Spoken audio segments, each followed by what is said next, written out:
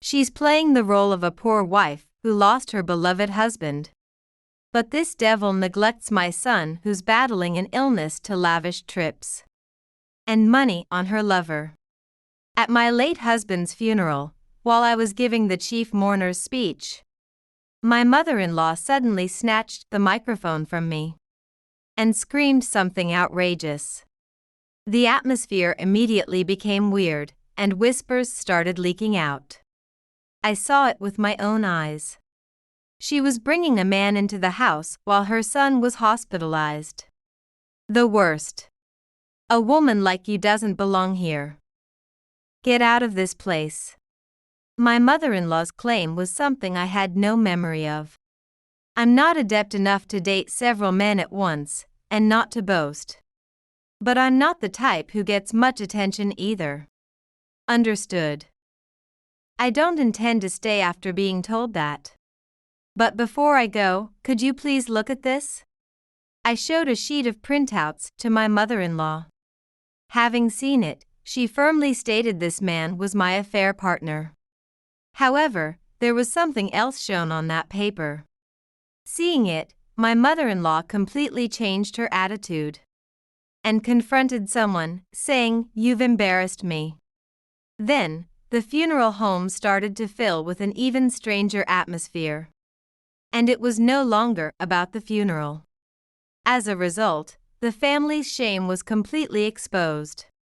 Now in my 40s, I met the ideal man in my 20s and married him. It felt like falling in love at first sight, and it was a marriage after a grand romance. Having lost my parents at a young age, I always longed for a household with both parents. I grew up with a strong desire and longing to pour endless love onto my child, which I never received from my parents. The process of turning this longing into reality through marriage with my husband was truly blissful, and I only wished for this happiness to last forever. Although my husband was raised with both parents, his mother had been through 3 divorces, and he seems to have deep-seated bitter memories of being tossed around by those experiences.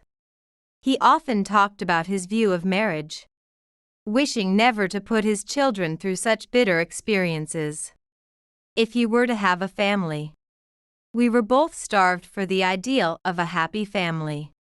My husband was a very considerate person, never doing to others what he disliked himself. Blessed with a daughter and a son, I braced myself for the chaos of parenting and housework. However, no matter how busy he was with work, he never used it as an excuse to neglect housework or parenting. He always said that housework was a respectable job.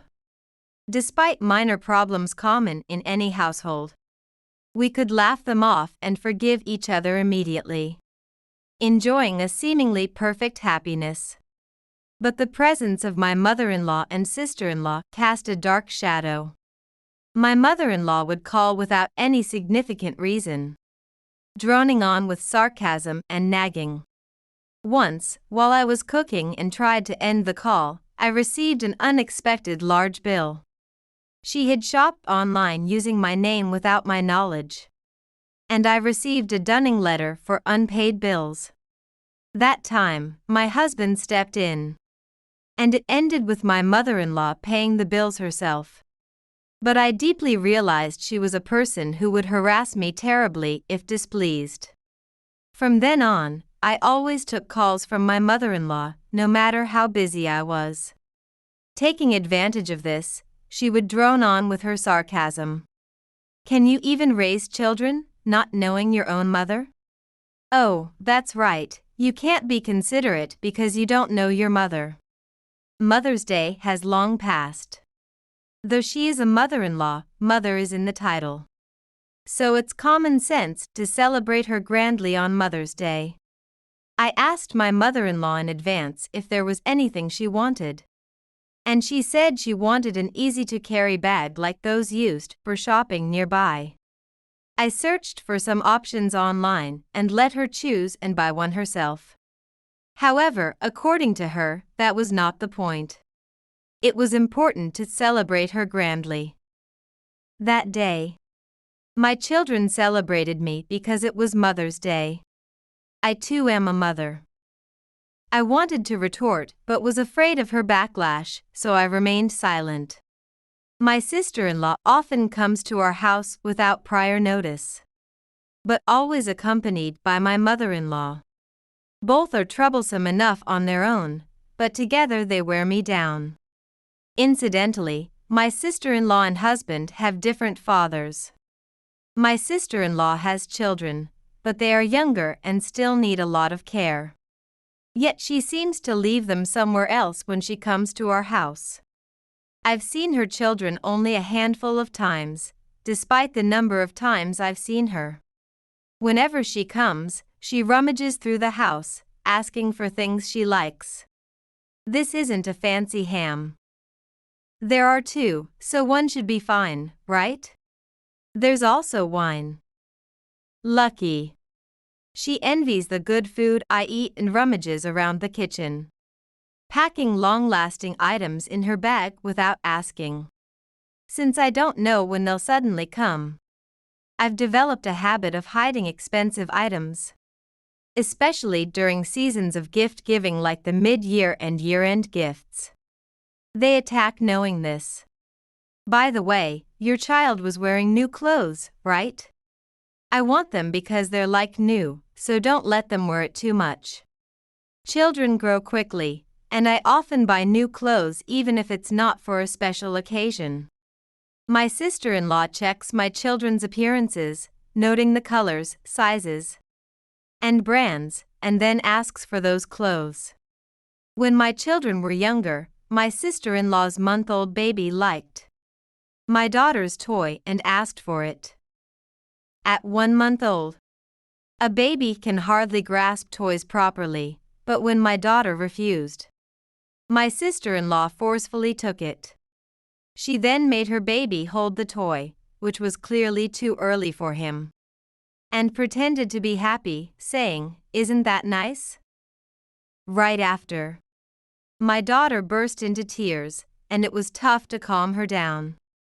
This is why it's troublesome when someone who doesn't know their mother becomes one. You're the mother, so stop your daughter from crying quickly. If you can't, I'll tape her mouth shut. I was furious, thinking whose fault it was. Furthermore, to tape her mouth shut? Despite being a mother herself, my sister-in-law's nerve to say such a thing was terrifying. Later, my husband sternly scolded my sister-in-law, and the situation settled down. But my daughter became wary of her. As these incidents accumulated, we both reached our 40s. Times have changed, and the regular health checkups at my husband's workplace have been replaced by more thorough medical checkups. This change reflects society's custom of preferring detailed symptoms for early detection and treatment. My husband and I are always cautious about our health. We balance our meals and modify dishes to make disliked ingredients more palatable. Thanks to this, my family has no picky eaters, and every meal is completely eaten. We also make sure to exercise moderately. We actively participate in light exercise gatherings organized by the local community, and are members of a public gym, attending whenever we have time. Though there were suggestions to hire a personal trainer at the gym for better results, we chose not to pursue physical beauty. Probably, my husband's prudent and serious nature unconsciously influenced this decision. I would be happy if my husband maintained a youthful body even as he aged, so I thought investing in that was acceptable. Such a husband had never needed a re-examination in past health screenings. He was confident that the results would remain the same even after transitioning to a more thorough medical checkup. However, contrary to expectations, he required a re-examination. My husband had said re-examinations were just minor discrepancies, and told me not to worry, remaining positive even after undergoing it. However, the detailed examination results shattered my imagination more easily than I had expected. He was diagnosed with lung cancer. The doctor told us that my husband's cancer was treatable. Even if it wasn't curable, many people live normal lives while maintaining the status quo, which was encouraging. My husband positively received the doctor's words and aimed for a complete recovery first and foremost. Later, as treatment methods changed due to things like medication incompatibilities, not aiming for a complete cure but rather delaying the progression became an option. And the doctor explained what could happen in a worst-case scenario, making us think of him as a conscientious doctor. My husband, trusting the doctor's words, began treatment, but during the process, further new facts came to light. We thought it was just lung cancer, but it turned out to be a metastasis from pancreatic cancer. The pancreas is often called a silent organ because early detection of cancer there is difficult. The lung cancer found during the re-examination of the medical checkup had already shown a shadow on the pancreas at that time. However, it was viewed as independent cancers. A detailed investigation revealed it was lung cancer due to metastasis from pancreatic cancer, and by then, the pancreatic aspect had already progressed, narrowing the options. My husband was still in his 40s and physically strong, so surgery was viable and he underwent it. However, after consulting, it turned out the progression was beyond our expectations, and surgery was abandoned. When we received the life expectancy prognosis, the time to part with my husband through death would inevitably come. But I had not imagined it would be so soon. I envisioned us both with completely white hair, bent backs, poor vision, walking slowly, yet still walking hand in hand. I thought of death as something that would come eventually beyond that. The word despair surfaced in my mind, and I became unsure of how to live moving forward. However, my husband felt differently. Encouraged by stories of people living longer than their prognosis, he strongly wanted to live, prioritizing a peaceful life. I made efforts to fulfill his wish to return home whenever he desired. He went in and out of the hospital, extending his life by a few months. But a year later, my husband passed away. It felt somewhat consoling that he died in his sleep without the pain of cancer. During my husband's illness, my mother-in-law and sister-in-law did not come to visit. They also refused to contribute to the funeral expenses, deciding unilaterally that no condolence money was necessary because we were family. I paid for all the funeral expenses myself. Gradually, I had come to terms with the fact that my husband would be gone soon after the prognosis. However, when the time actually came, I felt like I was falling apart. Our children were still in their teens and not of age to be independent. From now on, I must raise our children alone. I must be strong. I continued to stand by sheer willpower and also took on the role of the chief mourner. Ironically, being busy as the chief mourner might have been a distraction for the better. Otherwise, I might have spent the entire day clinging to my husband's corpse and crying. My husband continued to work as much as possible even after the cancer was discovered, with his company accommodating him by reducing his workload with half-day shifts and remote work. Both my husband and I are nothing but grateful to his company. At the funeral, not only his colleagues but also those he had worked with long ago came to mourn from afar. It was truly helpful emotionally that his subordinates took the initiative to offer their help. From my side, my uncle and his wife came to support me.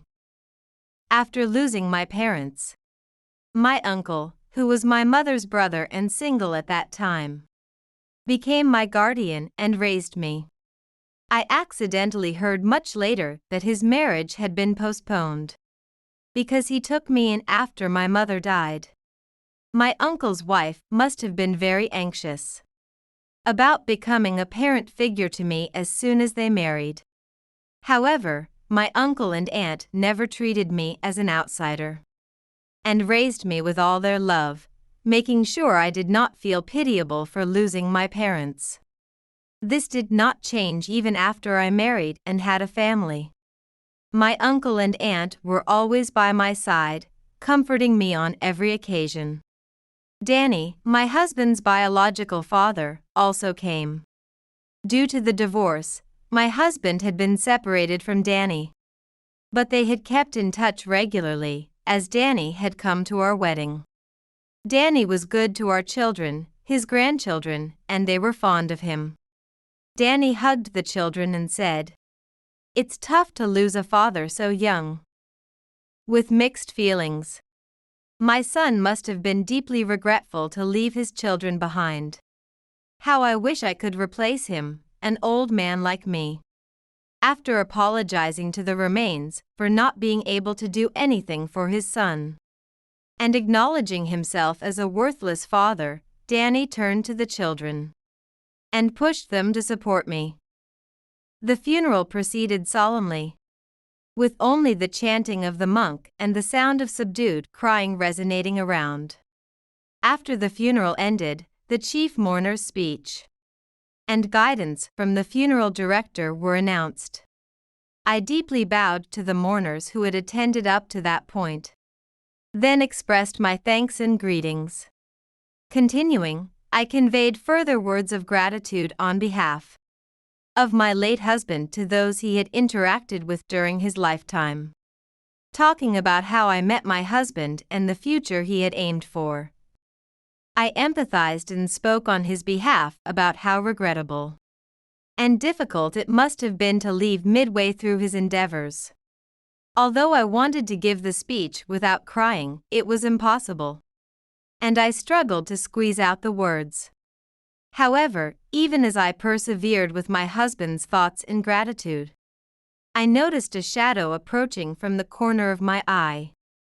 Everyone was dressed in mourning clothes and bowing their heads, so at that moment, I couldn't tell who had stood up. However, feeling a presence beside me and looking over, I saw my mother-in-law standing with an incredible expression, and she snatched the microphone from me. This is the place for the mother of the son. Outsiders should step back. Before I could even think what, my mother-in-law pushed me hard. I nearly lost my balance but was supported by the funeral home staff and managed not to fall. Ignoring my state, my mother-in-law exclaimed, "Just playing the role of a wife devastated by the loss of her beloved husband. This vile person should no longer be entrusted with the funeral." My mother-in-law claimed it was hard for her to suppress her laughter watching me play the tragic wife. This woman did nothing but cheat while her son endured a painful illness. It's this demon wife's fault my son died before achieving his dreams. She declared that I left all the housework and parenting to my husband and spent his earnings on affairs with other men. She explained that the stress I continuously caused him not only led to his developing an ulcer but also prevented him from seeking treatment when the ulcer was at an initial stage, leading to stomach cancer. And ultimately, he lost his life to stomach cancer. I was left holding my head after hearing my mother-in-law's words. There were too many points to argue, I didn't know where to start. Just before, during the chief mourner's speech, I had been moved to tears. But this sudden turn of events left me emotionally overwhelmed. Actually, my mother-in-law couldn't believe my husband's cancer and had tried to make the attending physician explain the condition directly. However, even if it's a family member, without the patient's consent, The physician refused to explain the condition outright. At that time, the physician had contacted me saying, "Your mother-in-law seems to think your husband had stomach cancer, not pancreatic cancer." She had not listened to us well, arbitrarily changed the information in her mind, and replaced her memories with the wrong facts as if they were true. Because she never visited during my husband's hospitalization, the misinformation was never corrected. A cold-blooded adulterous wife has no place here. This is not a place for a woman like you. Just leave. Understood? I don't intend to stay after being told that much. However, there's one thing I would like everyone to see. I showed a sheet of printer paper. It was one of the results from an investigation I had requested from a detective agency. I handed one copy to my mother-in-law and distributed several more copies to the mourners present. Printed on the paper were images of a man and a woman being intimate, along with the investigation results. The woman in the images was my sister-in-law, and the man was someone I did not recognize. You're stupid. Showing your own evidence of cheating like that. This man, he's not your affair partner, is he? My mother-in-law either didn't realize that the woman in the photos was my sister-in-law or pretended not to notice, and she concluded that the man was my affair partner. However, these investigation results are evidence of my sister-in-law's infidelity at the scene and detail her affairs. My sister-in-law is obsessed with playing at nightclubs, and this man she is being intimate with is her favorite worker. She seems to have invested a considerable amount, but all that money is just stakes. And it doesn't count as revenue for the worker unless my sister-in-law pays. If my sister-in-law continues not to pay, the worker will have to cover it himself and will only suffer losses. Therefore, the worker tried to get my sister-in-law to pay somehow. But he couldn't get a reassuring answer from her. Nor did he feel any intention from her to pay. Since there was no other way but to exploit my sister-in-law's weaknesses and press her hard, I followed her and witnessed her entering our house. The worker, thinking if my sister-in-law couldn't pay, someone else should cover for her, targeted our house when she was not around. At the entrance, I had a push and pull conversation with the worker for a few minutes, and managed to make him understand and leave. But my mother-in-law had witnessed the whole scene. Without understanding the situation, she assumed I was arguing with my affair partner. Having learned the truth, my mother-in-law, still holding the microphone, turned to my sister-in-law and shouted, "How dare you embarrass me like this?" My sister-in-law wasn't the only one she was angry at. Her husband, standing next to her, also demanded an explanation with a furious expression. He grabbed my sister-in-law by the collar, looking as if he might hit her at any moment. Seeing this, my son and Danny said that resorting to violence would be counterproductive, and calmed down my sister-in-law's husband.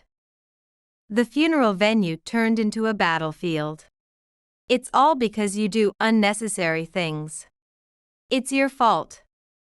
Why would you hire a detective for an investigation? What does it have to do with you? My husband investigated to protect his mother and our family. That seemed to surprise my mother-in-law, and she looked at me with a "what do you mean" expression. My husband had been extorted for money by his mother before. Sympathizing with the hardships of his aging mother struggling to earn a living, he consulted me, and I saw no reason to refuse, suggesting that it would be fine to help her. I knew that my mother-in-law's lifestyle was very modest, and that she tried to manage within her savings as much as possible. I remember telling my husband that if she still couldn't make ends meet despite her efforts, we should help her.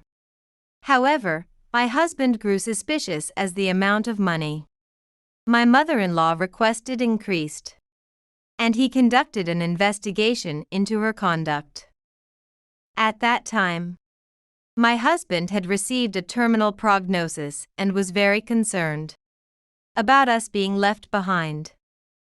He feared that after his passing, my mother-in-law would continue to demand large sums of money from me. When looking into the flow of money, it turned out that my mother-in-law was receiving assistance from my sister-in-law every month under the pretense of insufficient funds for her children's education. In reality, it would have been fine if the money was actually used for educational expenses. But my sister-in-law was lying to my mother-in-law about the kids' educational costs and funneling the money into nightclubs. This result arrived from the detective agency when my husband was nearing the end of his life. Today he could live, but what about tomorrow? What if he never opened his eyes again after closing them? Every day was spent amid such anxiety and fear. Thus, I had no time to review the investigation results, and I neglected the documents that had arrived. After my husband passed away, a hectic daily routine suddenly started. My relationship with my mother-in-law was not good, but I thought since we shared the grief of losing a loved one, we could cooperate. But that was only my thought. My mother-in-law showed no interest in the funeral, and neither did my sister-in-law. How much is my son's inheritance? He worked until the last minute, so there must be quite a bit, right? He died young because he gave up on cancer treatment, didn't he? Well done, sister. It wasn't that he gave up on cancer treatment. I was shocked that it was believed he had given up because surgery was not possible.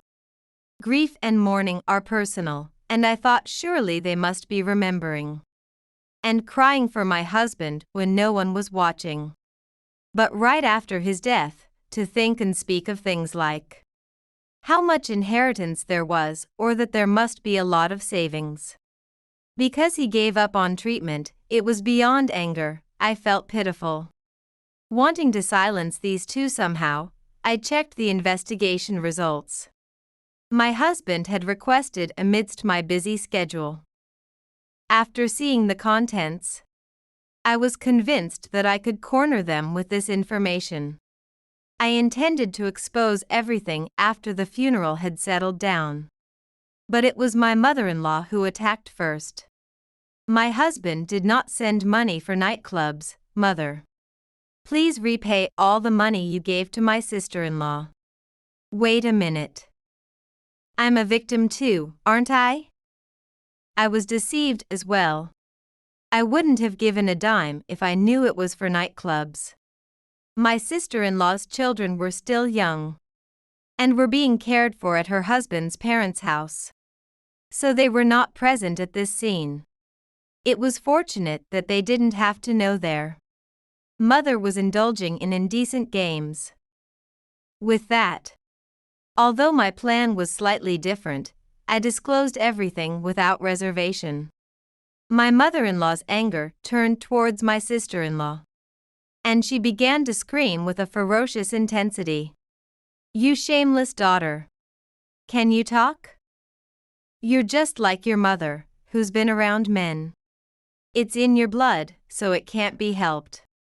What started as an ugly parental argument, my sister-in-law's husband declared divorce. Then my sister-in-law began to apologize profusely to him. I'm sorry. It was just a whim. Because Mom boasted about her flashy nightclub playing days when she was young. I just did it out of curiosity. When did I ever say such a thing? I'm not interested in nightclubs. Enough. It's all your fault. You couldn't quit your cheating habits even at your age and got dumped by my dad. Don't act like a mother now, you shameless old hag.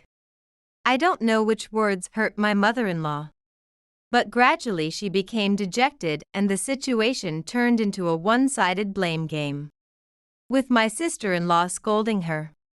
My sister-in-law insisted she was not at fault and that it was just a momentary lapse, clinging to her husband and begging him to reconsider the divorce.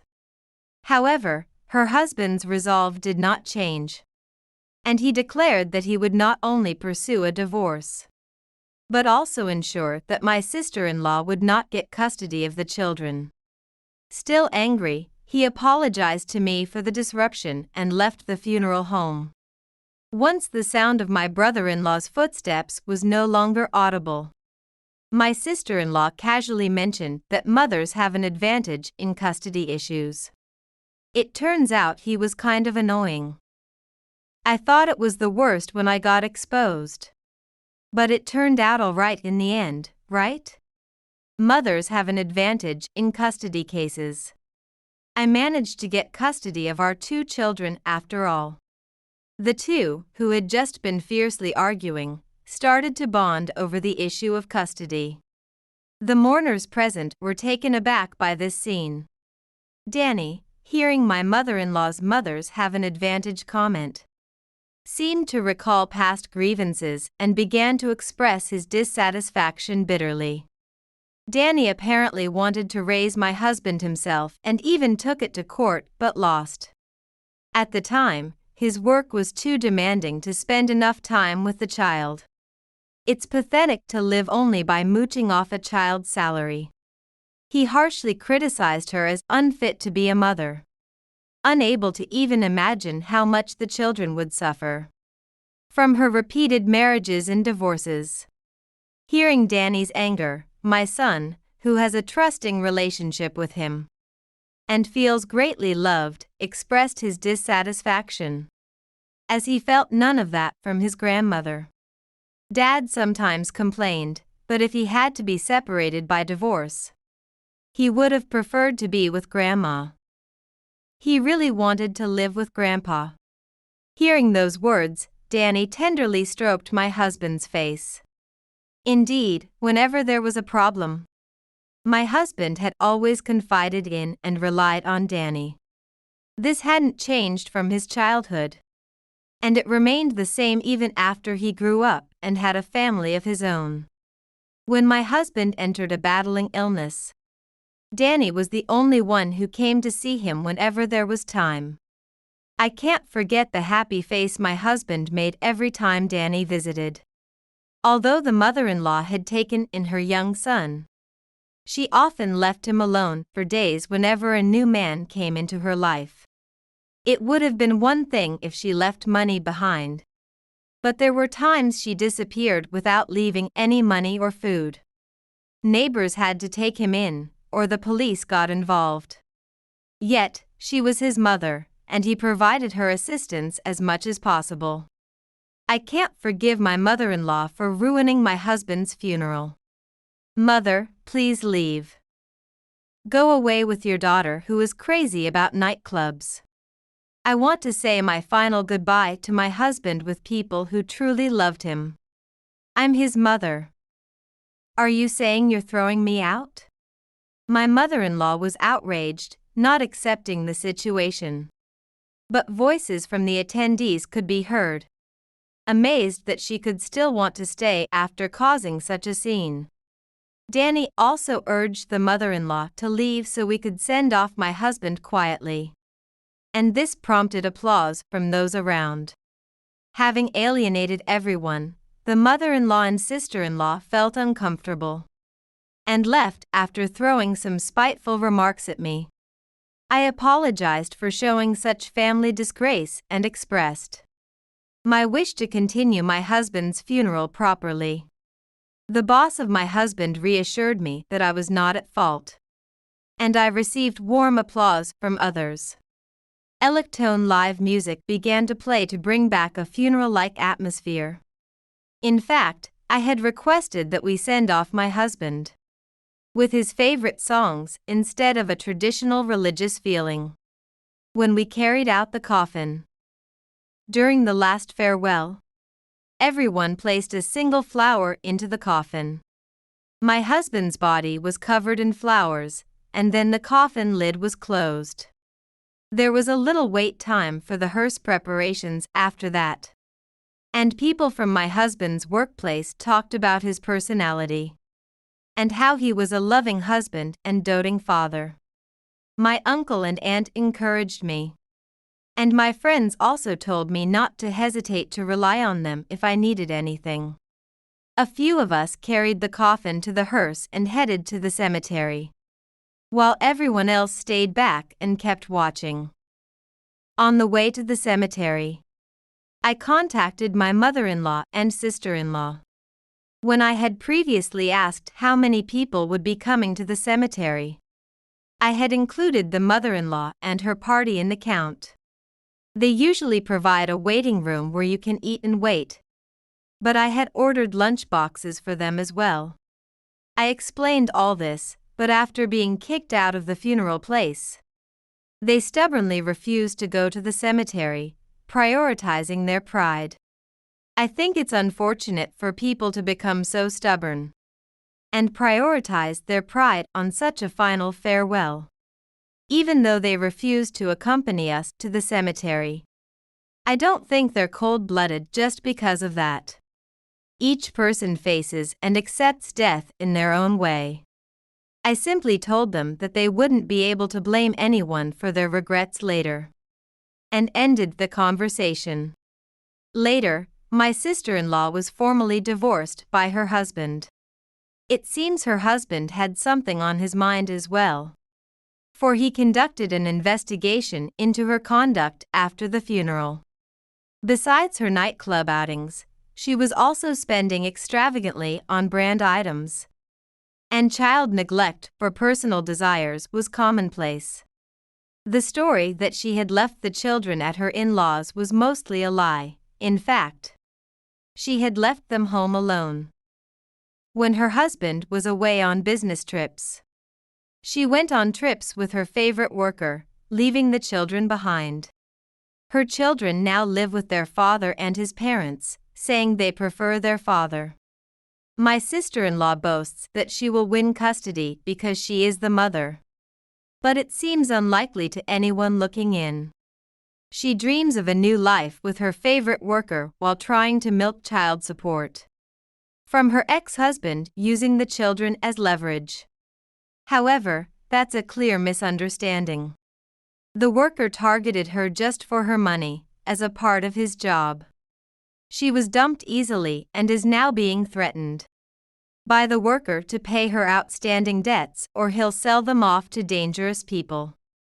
She begged me for help using my husband's inheritance, but I turned her away, saying she should repay the amount she tricked from my husband along with her mother first. I have no intention of lending her money after repayment. My mother-in-law seemed to live a modest life, but she was actually just maxing out her credit cards. Now that the financial support from my husband has ended, her payments have faltered, and she's been blacklisted. She's now living a very poor life, struggling with repayments and looking significantly thinner. She came to me begging for money, but I turned her away. Don't you feel sorry for an elderly woman struggling to make repayments to this extent? You've lived as you wanted up to now, wasn't this to be expected? My mother-in-law tried every trick from sobbing to exploding in anger to beg for money. But in the end, she was caught stealing a $1 juice at a nearby supermarket. The store called me for a guarantor, but I refused. I suggested she ask her only relative, my sister-in-law, but it seems she had already been refused. Despite all this, I adamantly refused to take her in as if she were a stranger. I don't know what has become of her since, considering we could be harassed by my mother-in-law or sister-in-law. If we stayed in the house where my husband and I lived, I decided to move. It was hard to decide to leave behind the memories, but my daughter said to me, "Memories aren't things, right? They live in our hearts. Dad will always live inside us, Mother." We moved close to where my uncle and his wife live. From now on, for the life my husband wanted to live, we, as a family, vowed to live diligently for our 2 children. This is my tale, and my name is Mary. Jack and Linda Thompson, my parents, had it all. A lovely suburban home, prosperous occupations, and a plan that included bearing their prized heir a boy. They got me instead. I recall the moment I discovered I wasn't the child they had imagined. I heard my mother talking on the phone when I was 5 years old and playing with my dolls in the living room. Yes, it's true. We're having a boy.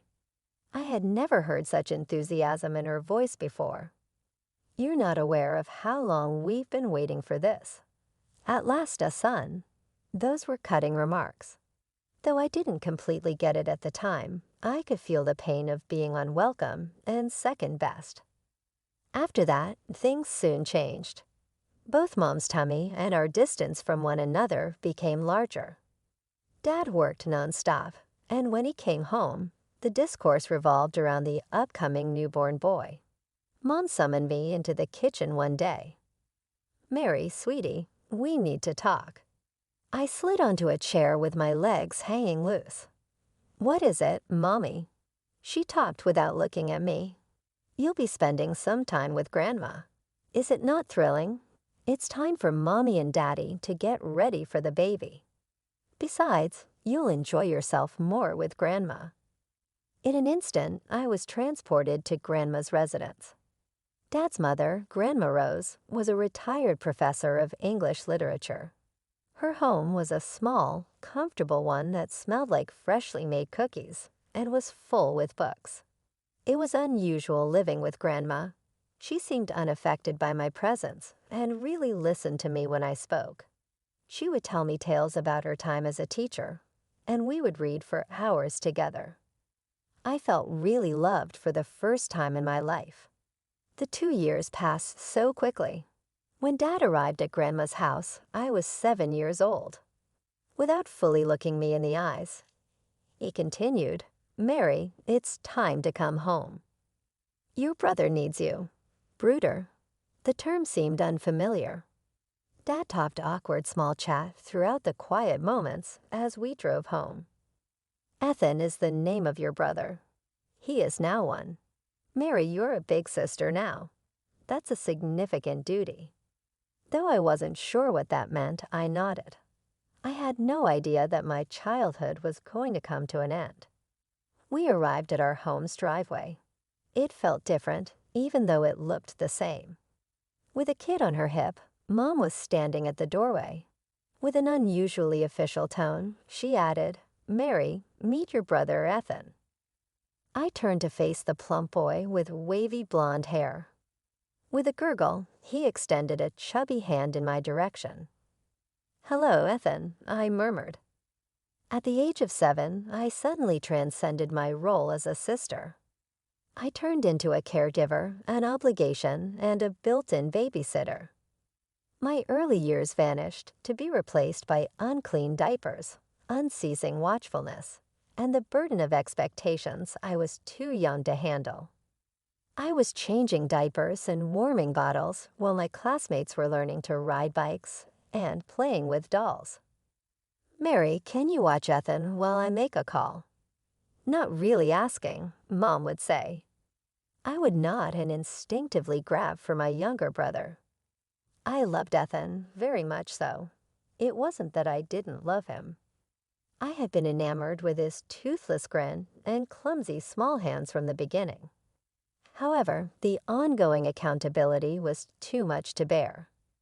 The days passed in a whirl of homework, housework, and child watching. I was so tired from juggling making sure Ethan was okay and safe with finishing my assignments. However, despite my best efforts, it never seemed to be sufficient. I took Ethan to the park one fatal day. At 2 years old, he was vivacious and inquisitive. Just as I went to tighten my shoelace, something terrible happened behind my back. "Mary."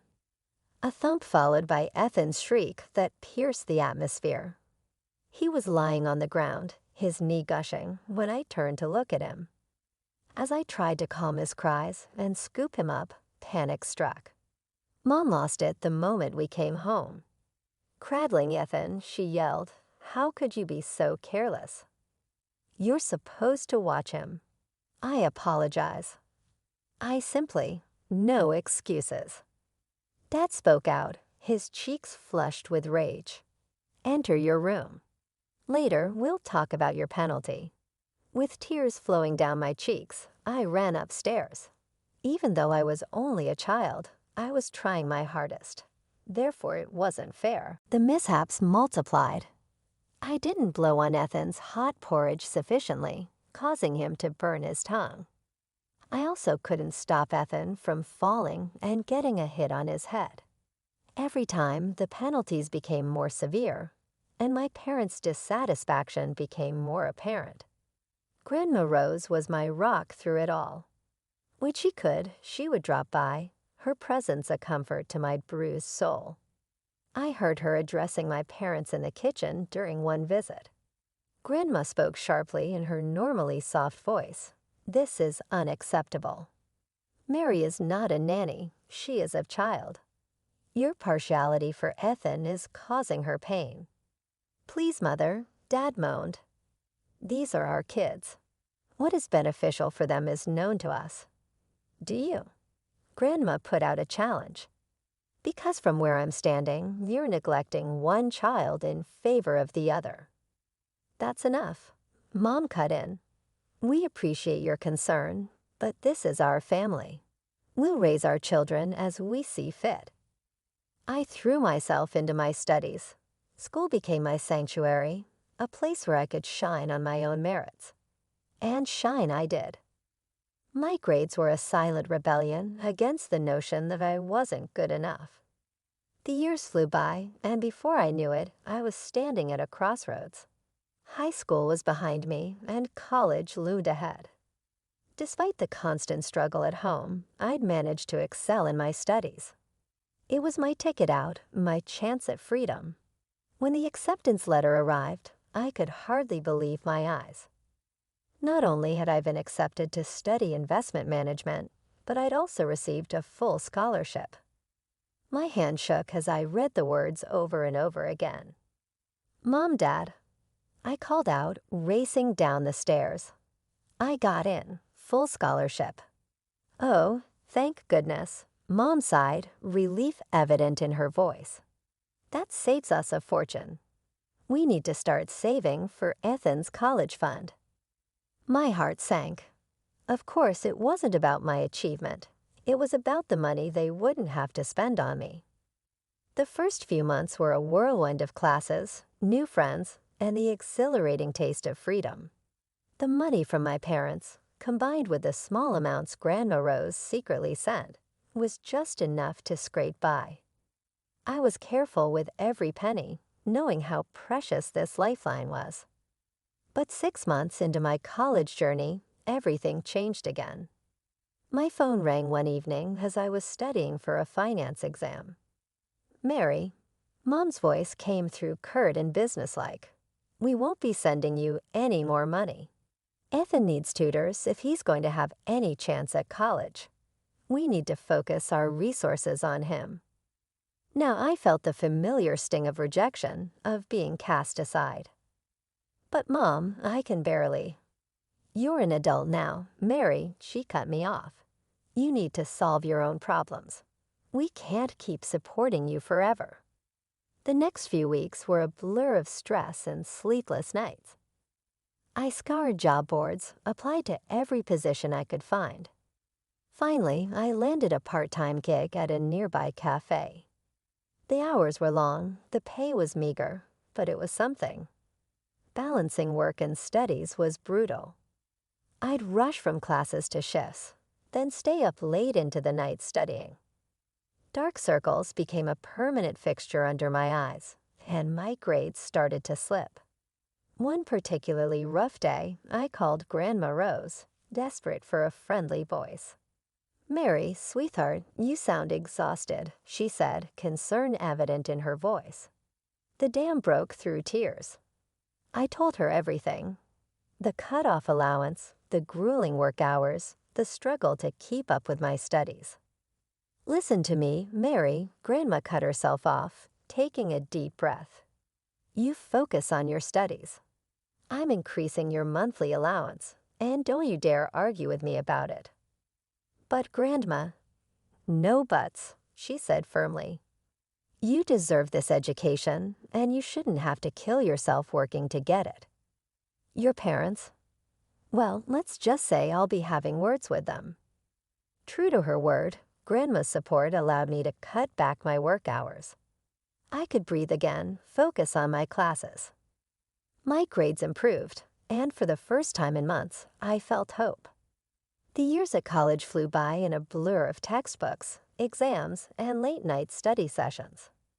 Before I knew it, I was standing on the stage, diploma in hand, magna cum laude gleaming on the certificate. As I scanned the audience, I spotted Grandma Rose, beaming with pride. My parents and Ethan were noticeably absent. With my degree in hand, doors opened. I landed a job at Stonebridge Investments, a prestigious firm in the city. The salary was more money than I'd ever seen, and for the first time in my life, I felt truly independent. To save money, I moved in with Sarah, a coworker who became a fast friend. Our tiny apartment was a far cry from the dorms, but it was ours, and it felt like freedom. When my first paycheck arrived, I knew exactly what I wanted to do with it. I scoured every secondhand bookstore in the city until I found it, a rare first edition of Grandma's favorite author. The following weekend, I took a train to my hometown, gift in hand. Grandma's face lit up when she saw me at her door. Mary, what a wonderful surprise. I presented her with a wrapped book, watching as tears welled in her eyes when she opened it. Oh, my dear girl, she whispered, hugging me tight. You shouldn't have. I wanted to, I said simply. You've done so much for me, Grandma. As we chatted over tea, I mentioned visiting my parents. Grandma's face tightened slightly, but she nodded. I'm sure they'd love to see you. But when I called, Mom's voice was distant. Oh, this weekend we're quite busy, Mary. Perhaps another time. The rejection stung, but I pushed it aside. I spent the weekend with Grandma instead, relishing her warmth and genuine interest in my life. As I boarded the train back to the city on Sunday, I couldn't help but feel a mix of sadness and relief. Time marched on. 2 years passed in the blink of an eye, and my career soared. My bosses praised my work ethic and insight, and the bonuses started rolling in. Soon I was able to afford my own apartment, a small sun-filled space that was all mine. One evening, as I was settling in for a quiet night, my phone rang. Mom's name flashed on the screen. Mary, she said without preamble. These teachers, they just don't understand Ethan. They're giving him such poor grades. He barely scraped into City College. I bit my lip, choosing my words carefully. Mom, maybe college isn't the right path for everyone. There are great vocational courses, Ethan called. Don't be stupid, she snapped. Your brother is brilliant, much smarter than you, actually. He's just misunderstood. He'll show everyone. You'll see. As I hung up, I gazed around my apartment, the tangible proof of my success. Yet somehow, I still felt like that little girl desperately seeking approval. Life has a funny way of appending expectations. While I was building my career, brick by careful brick, Ethan's college experience was crumbling around him. It was a crisp autumn day when Mom called again, her voice tight with frustration. Ethan's been expelled, she said without preamble. He's coming home. She launched into a tirade about unfair professors and a system designed to fail students like Ethan.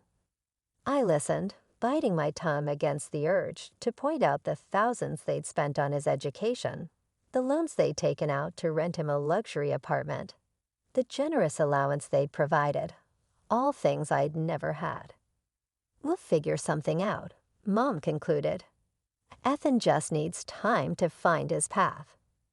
I thought about Ethan, now 21, returning to our childhood home while I, at 27, was forging ahead in my career. The contrast was stark, but I pushed the thought aside.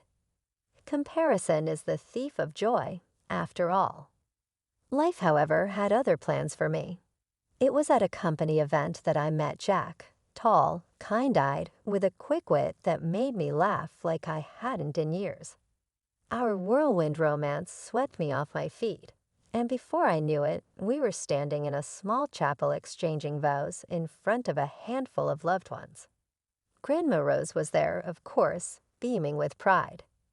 My parents attended too, though their smiles seemed a bit forced. Ethan didn't come, citing a vague prior commitment. Jack and I moved into his apartment, a cozy space that quickly became home. His parents, Tom and Ellen, welcomed me with open arms. Their warmth was a balm to my soul. A year into our marriage, I found out I was pregnant. The joy that filled me was indescribable. When we announced it to our families, Jack's parents were ecstatic. My parents' reaction was more subdued. "Do you know what it is yet?" Mom asked. I immediately shook my head. "It's too early to tell." As the months passed, their interest in the baby's gender became almost obsessive. When we finally revealed it was a boy, their relief was palpable. "A grandson," Dad exclaimed. "That's wonderful news, Mary." I tried not to read too much into their reaction, focusing instead on preparing for our son's arrival. Little Alexander came into the world on a rainy Tuesday, his tiny hand wrapping around my finger as if to say, "I'm here, Mom. I've got you." As I held him, I vowed to give him all the love and support I'd craved as a child. While I was navigating new motherhood, Ethan continued to drift. He picked up odd jobs here and there, but nothing stuck. He was still living at home, much to our parents' poorly concealed frustration. During a rare family dinner, I tried to broach the subject gently. "You know, Ethan, there's an entry-level position opening up at my company. I could put in a good word." "Mary," Mom cut me off sharply. "Your brother doesn't need your charity. He's just taking his time to find the right opportunity." Dad nodded in agreement. "You were lucky, Mary. Things just fell into place for you. Not everyone has it so easy." I blinked, stunned. Lucky? The sleepless nights studying, the years of juggling work and school, the constant struggle to prove my worth. None of that felt like luck. But I swallowed my retort, not wanting to start an argument. As I looked around the table at my parents' defensive postures, Ethan's sullen expression, and little Alexander babbling happily in his high chair, I realized something profound. Family isn't just about blood. It's about support, understanding, and unconditional love. Sometimes the family you choose can fill the gaps left by the one you're born into. As Alexander's 5th birthday approached, we planned a trip to my hometown, Jack, our son, and me. Our first stop was Grandma Rose's house. We spent a wonderful afternoon with her, Alexander captivated by her stories and the old photos she showed him. As we were leaving, Grandma pulled me aside. "Your parents have been struggling," she said softly. "Maybe it's time to let bygones be bygones." The next day, we stood on my parents' doorstep. Mom answered, looking older and more tired than I remembered. Dad was in his armchair. Ethan slouched on the couch. They both looked up as we entered. After awkward greetings and stilted small talk, Mom cleared her throat. "Mary, we need to talk to you about something."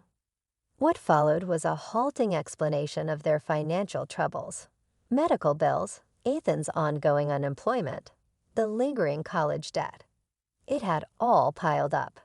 We hate to ask, Dad said, not meeting my eyes. But we could use some help. I glanced at Jack, who gave me a subtle nod. Despite everything, these were my parents. Of course, I heard myself say, I can send some money each month. The relief on their faces was palpable. We worked out the details, $1,500 a month, with the understanding that they could reach out if emergencies arose. Over the next 2 years, I faithfully sent the money each month. There were occasional requests for extra help. A broken water heater, unexpected car repairs, which I always obliged. It felt good to be able to help, to maybe finally earn their approval. When Thanksgiving rolled around, we found ourselves back in my childhood home. The house was full. Aunts, uncles, cousins, and Grandma Rose all crowded around the dining table. As we ate, Mom and Dad couldn't stop talking about Ethan. He's been at his new job for 3 months now. Mom beamed. Such a hard worker, Dad chimed in. Did you see the new sofa cushions? Ethan bought those with his first paycheck. So thoughtful of him. I glanced around the room, noting the new curtains, the fresh paint on the walls, the updated appliances in the kitchen, all purchased with the money I'd been sending. But I bit my tongue, not wanting to spoil the mood. Jack squeezed my hand under the table, a silent show of support. Alexander, oblivious to the undercurrents, happily chatted with his cousins. The Thanksgiving dinner continued, the chatter of family filling the air. I was just starting to relax when Alexander tugged at my sleeve. Mom, can I go play in the other room? He asked, his eyes bright with the restlessness of a 5-year-old at a grown-up gathering. I nodded, ruffling his hair. Sure, sweetie. Just don't make too much noise, okay? As Alexander scampered off, I turned back to the conversation. Barely a minute had passed when my phone buzzed in my pocket. I glanced at the screen, confusion furrowing my brow. The caller ID read Mom. I looked up at my mother, sitting directly across from me at the table. Mom, why are you calling me? She frowned, shaking her head. I'm not calling you, dear. My phone's in the living room. Just then, Alexander reappeared in the doorway, my mother's phone clutched in his small hands. The room felt quiet as all eyes turned to him. Mommy, he said, his voice ringing in the sudden silence. I found Grandma's phone and I wanted to see who she talks to. I saw a funny name, Cash Cow, and clicked on it to see who it would call. Why did it call you, Mommy? What's a cash cow? The words hit me like a physical blow. Cash cow. Is that all I am to them? I looked around the table. My relatives sat frozen, forks halfway to their mouths.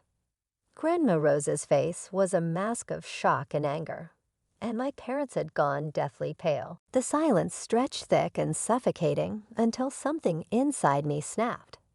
I stood up, my chair scraping loudly against the floor. Cash cow. I repeated, my voice trembling. Is that what I am to you? My mother opened her mouth, but no words came out. My father couldn't even meet my eyes. Let me tell you all something, I continued, addressing the whole table. For the past 2 years, I've been sending my parents $1,500 every month. When they've asked for extra, I've sent that too. All those new things you've been admiring, the curtains, the appliances, the fresh paint, that was all bought with my money. I could feel tears pricking at my eyes, but I blinked them back. I did this despite years of being treated like I was second best, despite being sent away as a child, despite having to work my way through college while Ethan got everything handed to him. I did it because I thought maybe finally you'd see me. You'd be proud of me. My voice cracked on the last words. But instead, I'm just your cash cow, a source to be milked dry. The room was so quiet you could hear a pin drop. Jack stood up and put his arm around me, a solid presence at my side. Alexander, not fully understanding but sensing the tension, came and wrapped his arms around my legs. The silence in the room was deafening. I stood there, heart pounding, waiting for my parents to say something, anything. An apology, an explanation, even a denial. But what came next shocked me to my core. My mother's face hardened, her eyes flashing with indignation. "Well, of course you help us. We gave birth to you, raised you. It's your duty. Don't be so sensitive about a silly phone contact." It was like someone smacked me. Years of repressed hurt and fury finally came to the surface. Responsible. Do you believe that to be the case? Let me be clear, though, I'm done for good as of today. Not a single penny extra. No further assistance. I'm severing my connections. Mom quickly became different when the topic of losing financial support was brought up. Her eyes filled with tears. "After everything we've done for you, how can you be so callous?" Glancing around the table, she tried to get our relatives to lend her support. But they said nothing, much to my amazement and hers. They averted their eyes from her beseeching stare, one by one. Grandma Rose finally spoke, her voice trembling with rage. "Heartless. After the way you've treated Mary, can you dare to call her heartless? Let me tell you something, though you can forget about any inheritance. And I also want nothing to do with you going forward. Everything is going to Alexander and Mary." Chaos broke out in the room. Dad was attempting to comfort Mom as she was crying, and Ethan just sat there looking puzzled. I felt grounded in the middle of it, all by Jack's hand resting on my shoulder. He said, "I think it's time we left." I nodded, feeling abruptly worn out. Gathering Alexander, we got our belongings, bid farewell to Grandma Rose and the other family members, and left without saying anything more to my parents. As promised, I ceased providing any financial assistance. The calls came in almost immediately, at first beseeching, then irate, finally nasty. I threatened them with legal action if they didn't cease sending me threats in the texts. The mails and calls eventually stopped altogether. Life continued. I concentrated on Jack, my profession, and parenting Alexander. Grandma Rose grew to be an even more significant part of our lives, her love and encouragement healing the scar caused by my parents' deceit. Years went by. I had heard via the grapevine that Ethan had accrued large debt. My parents had to sell their house as a last-ditch attempt to save him. They eventually settled into a little flat on the other side of town. I was shocked to discover that, upon hearing the news, I had no emotions left. No sympathy, no satisfaction, and not even anger. Just as I had made my decisions, so had they. I'm struck by a deep realization as I watch Alexander play in our garden today. Jack at my side and Grandma Rose smiling from her favorite patio chair. I finally found my place, my value, and nothing can take it away from me.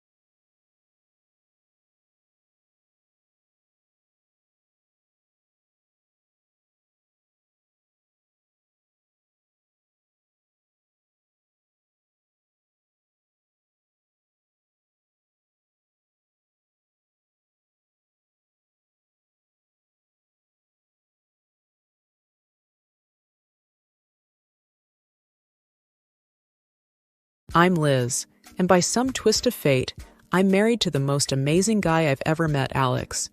We're both 28, got our own place, pay our bills, and live a life that's ours. It's been a year since we said I do, and honestly, life's been good, except for one little thing: Alex's parents. Now, don't get me wrong, I never expected to be the daughter-in-law in shining armor, but I also didn't expect to be the family's unwanted guest. The day I met my in-laws, it felt like walking into a lion's den with a stake tied to my neck. My mother-in-law, Jane, had this way of looking at me, like she was trying to figure out if I was more of a nuisance or just plain boring. I could tell she had sized me up and found me lacking before I even had a chance to say hello. Alex had warned me about his mom. "She can be a bit much," he said, as we drove to their place that first time. "But don't take it to heart, okay?" I didn't. Or at least I tried not to. At dinner, I was passing the salt when Jane said, "You know, Stephanie used to cook such wonderful meals. Remember that risotto, honey?" She said to Alex, who just nodded, his jaw tight. "Yeah, I remember," he replied, not looking at me. I sat there, salt shaker in hand, feeling like I was invisible. They all talked about Stephanie as if I wasn't there. I felt a pang in my chest, but I swallowed it down with a smile.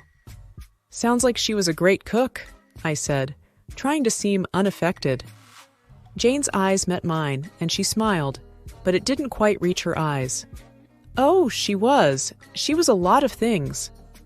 That night, I told Alex how I felt. "It's like she's measuring me against some ghost." Alex hugged me close. "You're the one I chose, Liz. That's all that matters." I wanted to believe him, but as I'd learned, Jane had a long game in mind, and I was the pawn she was eager to sacrifice. I just didn't know it yet. Living with an allergy isn't just inconvenient. It's like having a shadow that's constantly whispering danger in your ear. Since I was a kid, peanuts have been my arch nemesis. It started with a spoonful of peanut paste and a trip to the emergency room that left my parents with a crystal clear message: keep her away from peanuts and a whole host of other foods if you want her to grow up. It's not just peanuts, though. Soy, peas, cherries, almonds, tomatoes, apricots, bananas, and even potatoes, they're all off limits. It's a list that makes waiters raise an eyebrow and friends hesitate to invite me over for dinner. It's also a list that my mother-in-law, Jane, knows by heart, yet she somehow manages to question every single time we're over for dinner. "Are you sure you can't even have a little bit of this pie? It's got almond extract," she'd ask, with a tone that hovered between concern and disbelief. I would smile politely, though I'd rather not, and say, "Yeah, I'm sure. Thanks, though." It was the same dance every time. I remember once, at a family gathering, I was navigating the buffet, a mental checklist running through my head. Alex was by my side, plate in hand, trying to help me find something safe to eat. That's when Jane swooped in, her voice sickly sweet. "Liz, you must try this casserole. I made sure it was Liz-friendly," she announced, but the glint in her eye didn't match her nurturing words. Alex paused, his fork mid-air. "Mom, you used cream of mushroom soup in this, right?" he asked, knowing full well that many brands included soy, a big no-no for me. Jane's smile faltered for a second. "Oh, I think so. It should be fine." But it wasn't fine, and we both knew it. We made our excuses, me leaving the casserole untouched. But the incident stuck with me. It was a small victory in what felt like an ongoing battle, a battle where Jane held all the cards because she controlled the kitchen. I've learned to navigate this world with careful steps. Eating out is a strategic operation. Alex and I were at our favorite Italian place, a rare find that understood the gravity of food allergies. I'd recited my usual spiel to the waiter, who nodded understandingly. Alex watched me with those soft eyes of his, the ones that said he'd do anything to make my life easier. "You okay?" he asked, after the waiter left. "Yeah, I'm fine.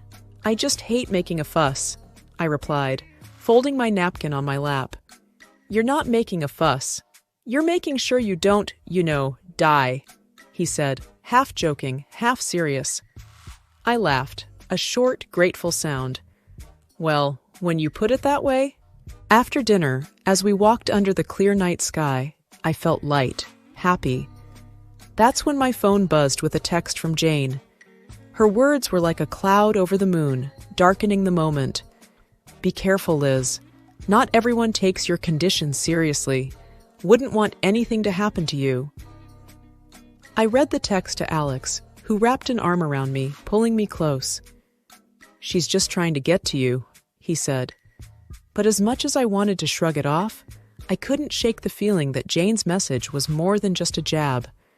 It was a warning, a reminder that my allergy made me vulnerable, not just to food, but to people like her, who saw it as a weakness to be exploited. The rest of the walk home, I couldn't help but think about all the close calls, all the accidental exposures, and how easily something could go wrong. It wasn't just the peanuts, or the soy, or the peas.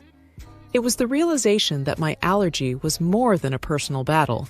It was a chink in my armor that someone like Jane could see as an opportunity. And that thought was scarier than any allergic reaction I'd ever had. Dinners at Jane's house were always a production, like a play where everyone knew their parts except me. I was the wild card, the one who could unintentionally cause a scene with a single bite. Alex tried to make it better, but there's only so much you can do when you're playing in someone else's home court. One particular evening, the tension was as thick as the gravy on the table. Jane was bustling around, placing dish after dish on the table. I sat there, my own plate empty, waiting to figure out what I could eat without a trip to the hospital. "Alex, darling, pass the green beans to Liz. They're just divine," Jane said, her voice dripping with a sweetness that didn't reach her eyes. I eyed the beans, but something seemed off. "What's in them?" I asked. "Oh, just a touch of almond slivers for crunch," she said, waving a hand dismissively. I put my hand up, stopping Alex's reach. "I can't eat those, remember? Almonds are a no-go for me." Jane feigned surprise, a hand to her chest. "Oh dear, I must have forgotten. Silly me." Alex's chair scraped back as he stood up. "Mom, this is serious. Liz could end up in the hospital." His voice was firm, edged with a frustration that made Jane's eyes narrow just a little. "I just wanted to make something nice," she said. "It's not my fault Liz has all these allergies." The room fell into an uncomfortable silence. The other relatives glanced around, forks paused midair, not sure where to look. I felt a flush creeping up my neck, embarrassed by the spotlight. Alex's dad, Mark, tried to break the tension. "Let's just enjoy the meal, shall we? There's plenty Liz can eat." But the damage was done. The rest of the dinner passed in strained politeness, with Jane asking pointed questions about my allergies, as if she were taking notes for next time. Later, when Alex and I were alone, he apologized. "I'm sorry, Liz. I should have double-checked everything before we came." I shook my head, tired of feeling like a problem to be managed. "It's not your fault, but I'm starting to think your mom does these things on purpose." He didn't answer, and he didn't need to. We both knew the truth. Jane was serving up a side of malice with every meal, and I was the main course. I could always tell when Jane had been working on Alex.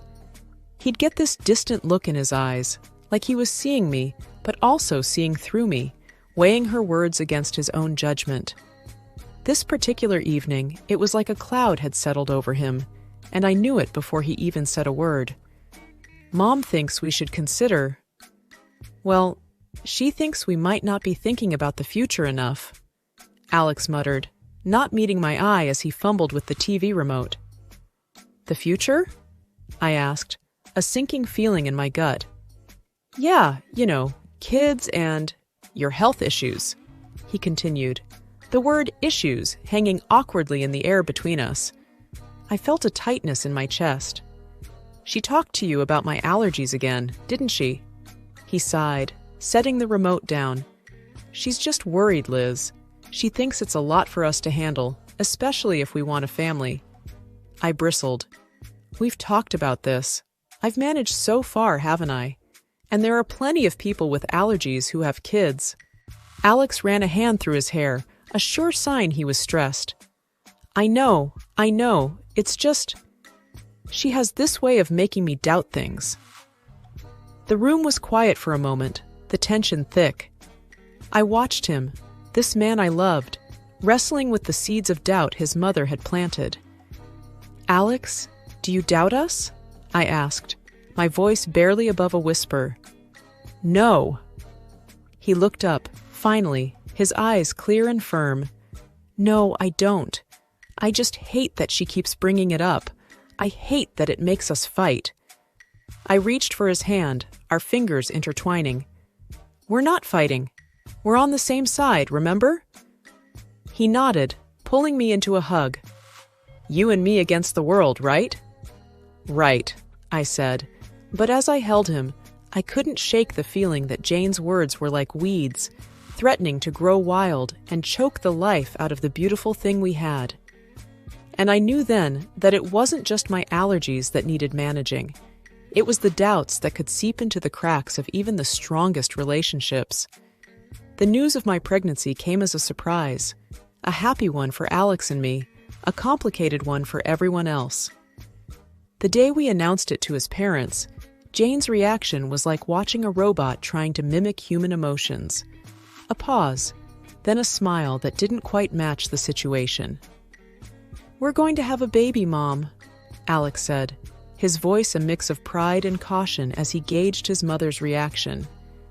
That's wonderful, Jane managed to say, the words sounding foreign in her mouth. We must have a family dinner to celebrate.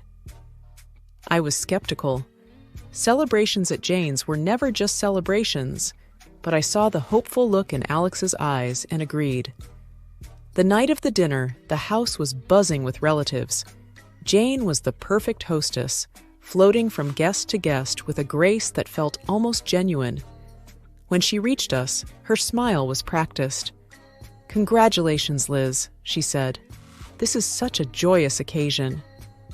Thank you, Jane, I replied, trying to match her formality. We're excited. Alex wrapped his arm around my waist, a silent thank you for playing along. As dinner approached, I felt the familiar anxiety. A table full of food was a minefield for me, but tonight, I hoped, would be different. The table was a feast, dishes upon dishes laid out, and I felt every eye on me as I hesitated, my hand hovering over the options. Go on, dear, Jane urged. Eat up. You're eating for two now. I smiled weakly, choosing the safest options, vegetables and rice, plain and simple. But as I reached for a slice of bread, Jane stopped me. Actually, maybe not that one, she said quickly. I'm not sure if the baker used soy flour. I paused, bread in hand, and met her gaze. There was a flicker of something there. Concern, or was it a challenge? Thank you for letting me know, I said, putting the bread down. But the warning bells were already ringing in my head. How did she know about the soy flour? It seemed too close a call, too perfect a save. The rest of the meal passed in a blur, congratulations mingling with the clinking of glasses. But I couldn't shake the feeling that Jane's hospitality was a veneer, and beneath it lay a trap, set and waiting for just the right moment. The family dinner in honor of our future baby was nothing short of a banquet. Jane had outdone herself, and there was a spread that would make a Thanksgiving dinner look modest. But my stomach was in knots, not from hunger, but from fear. Every dish was a potential hazard, a hidden enemy that could send me to the hospital, or worse. As we all took our seats, the chatter around the table was lively, filled with the usual family gossip and stories. Jane was at the head of the table, presiding over the feast like a queen in her court. She called everyone to attention with a gentle tap of her glass. Before we begin, I just want to say how thrilled we are to be celebrating Liz and Alex's upcoming addition to our family, Jane announced, her voice steady and clear. There was a round of hear, hear, and applause. I forced a smile, feeling Alex squeeze my hand under the table. "Thank you, everyone," I said. "We're really looking forward to this new chapter in our lives." The meal began, and I tentatively picked at my food, choosing the simplest items. Alex watched me, his brow furrowed with concern. "You doing okay?" he asked quietly. "Yeah, just being careful," I replied, pushing a roasted potato around my plate. Jane's eyes were on me, and I felt like a specimen under a microscope. "Liz, you haven't touched your salad. The dressing is on the side, just as you like it," she said, her voice tinged with a forced cheerfulness. "Thank you, Jane. I'm just not much of an appetite tonight," I said, avoiding the salad that I knew could easily contain hidden allergens. As the dinner wore on, the tension grew. Every time Jane offered me something, my anxiety spiked. The room felt hot, the walls inching closer with each passing minute. Then came the cake. It was a beautiful confection, layers of sponge and cream that made the room ooh and ah. Jane cut a slice and handed it to me with a smile that might have been genuine if I hadn't known better. "For the mom-to-be," she said. I looked at the cake, then at Alex, then at Jane. "I really shouldn't," I said, "but it looks delicious." "Oh, come on, Liz. One little bite won't hurt. For the baby," Jane pressed, her voice sweet as the icing. That's when Alex's dad, Mark, stepped in, his hand swift as he knocked the plate from my hands. The cake tumbled to the floor, and a stunned silence fell over the room. "What the hell, Dad?" Alex exclaimed, his voice a mix of anger and confusion. Mark stood, his face pale but his voice firm. "I saw the label in the trash. That cake has peanut oil in it." The room erupted in chaos. Jane's face was the picture of shock, but her eyes gave her away. There was a flash of something there. Fear, maybe? Guilt? Alex stood, his chair clattering behind him. "Mom, did you know about this?" he demanded. Jane's mouth opened and closed, but no words came out. And in that moment, the truth was as clear as the danger that had been on my plate. The room was dead silent after Mark's revelation, the dropped cake like a crime scene on the hardwood floor. Everyone's eyes were locked on Jane, who seemed to shrink under the collective gaze. "Mom, is it true? Did you know?" Alex's voice cut through the tension, sharp and demanding. Jane's eyes flickered with something dark before she regained her composure. "Of course not. I would never—" Her voice trailed off, unconvincing. Mark wasn't having any of it. "I saw the shopping list, Jane. Peanut oil for cake. It was right there, in your handwriting," he said, his voice steady but laced with disappointment. The murmurs around the table grew louder, a mix of disbelief and anger bubbling up from the family. Alex was shaking his head, his hands balled into fists. "How could you, Mom? Liz could have died." I was frozen in my seat, the gravity of the situation anchoring me down. This wasn't just carelessness or forgetfulness. It was intentional. Jane's mask finally slipped, her face twisted in anger. "I didn't want it to come to this, but she's not right for you, Alex. She's weak, and now she's bringing a child into this world who will be just like her." Alex took a step toward his mother, incredulous. "Weak? Liz is the strongest person I know. And you? How could you be so cruel?" I could feel the eyes on me, waiting for me to break down, to crumble under the weight of Jane's words. But I didn't. "Jane," I said, my voice surprisingly calm, "you've made your feelings very clear. But this is not just about me. This is about a family, your grandchild." Jane looked away, her jaw clenched, and for the first time, I saw the hint of fear in her eyes. Maybe she realized that her actions hadn't just endangered me, but her relationship with her son, her reputation, everything. The rest of the evening was a blur. There were arguments, tears, and hushed conversations as the family tried to process what had happened. Alex and I left early, the weight of the evening heavy on our shoulders. We didn't speak much on the drive home. What was there to say? The truth was out, and with it, the facade of a polite, if not happy family was shattered, all because of a peanut. The drive home was quiet, the kind of silence that's heavy, filled with things unsaid. When we finally walked through our front door, Alex and I just stood there, the echo of the night's drama still ringing in our ears. Alex was the first to break the silence. "I can't believe my own mother would do something like that," he said, his voice hollow.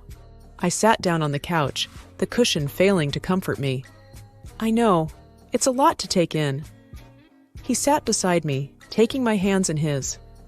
"I'm so sorry, Liz. It's unforgivable." I looked at him, seeing the pain in his eyes, and my heart ached. "It's not your fault, Alex.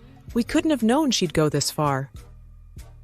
But the truth was there, hanging between us. Jane had crossed a line, and there was no going back. The family was in pieces. Some stood by us, shocked and appalled by Jane's actions, while others struggled to wrap their heads around the reality of the situation. The next few days were a whirlwind. Alex's phone buzzed constantly with messages and calls. Relatives wanted to express their shock, their support, their apologies. And through it all, there was a deafening silence from Jane. No apologies, no explanations, nothing. Alex finally broke the news to me a week later. "Dad's left her. He can't get past what she did. He said it's been a long time coming." I wasn't sure how to feel. Relief, sadness, pity? "And Jane?" I asked tentatively. "He said she's not handling it well. She's alone now," Alex replied, a twinge of something like regret in his tone. We sat in our living room, the walls we'd painted together, the furniture we'd picked out during countless trips to the store. It was our home, filled with our memories, our love. And outside, there was a storm brewing, one that threatened to uproot everything we knew. But in that moment, I realized that no matter what happened, we had each other. We were a team, about to bring a new life into the world, and that was what mattered. "I love you, Liz," Alex said, pulling me close. "I love you too," I whispered back. The fallout from that night would linger. The scars it left on our family would take time to heal. But as I looked at Alex, at the life we'd built, and the future we were about to embark on, I knew that we'd weather any storm together. And as for Jane, she was a chapter in our lives that we had closed, a story that we wouldn't let define us. From now on, it was just us, our baby, and the road ahead. Whatever it brought, we'd face it together. You want me to prove I'm pregnant?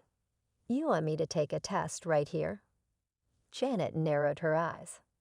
"Don't be crude, Maria. A proper blood test would be fine," she replied coldly.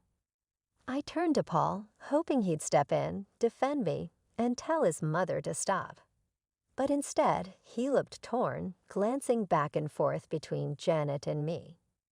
After a long pause, he said softly, "Maybe it's not such a bad idea, Maria, just to settle everyone's doubts." My heart dropped. How could he even consider this?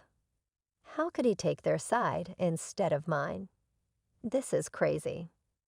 "I'm leaving," I said, feeling a mix of frustration and sadness. I turned to go, but before I could make it to the door, Janet stepped in front of me, blocking my way.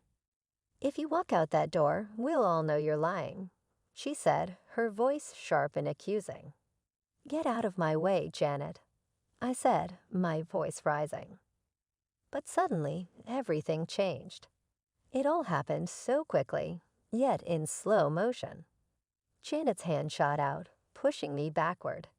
I stumbled, desperately trying to catch my balance. I saw Jacob reaching out to grab my arm, but he was too late. I tumbled down the stairs, my world spinning before everything went dark. When I opened my eyes, tears rolled down my face as I replayed what had just happened. Janet's cold expression, Emma's smug face, Paul's hesitation. and Jacob's failed attempt to catch me. All of it swirled in my mind, filling me with a sense of betrayal I'd never felt before. As the ambulance rushed to the hospital, one question filled my mind. Was my baby okay? And even if everything was fine, could I ever trust my husband or his family again? When the ambulance reached the hospital, I was taken straight to the emergency room. Doctors and nurses were all around me, speaking quickly in medical terms I couldn't understand. But the only thing I cared about was whether my baby was safe. I felt terrified and helpless, hoping for good news. Hours later, I woke up to the steady beeping of hospital monitors. I saw a doctor standing beside my bed, and he smiled gently. "Mrs. Thompson, you're awake. I have good news. Your baby is safe. You're both going to be okay." A wave of relief washed over me, but it was quickly replaced by anger as I remembered why I was there.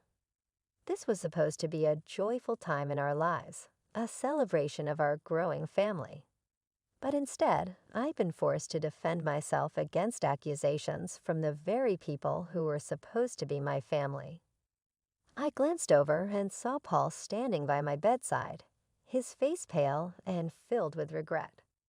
"Maria, I'm so sorry," he whispered, but his words felt hollow.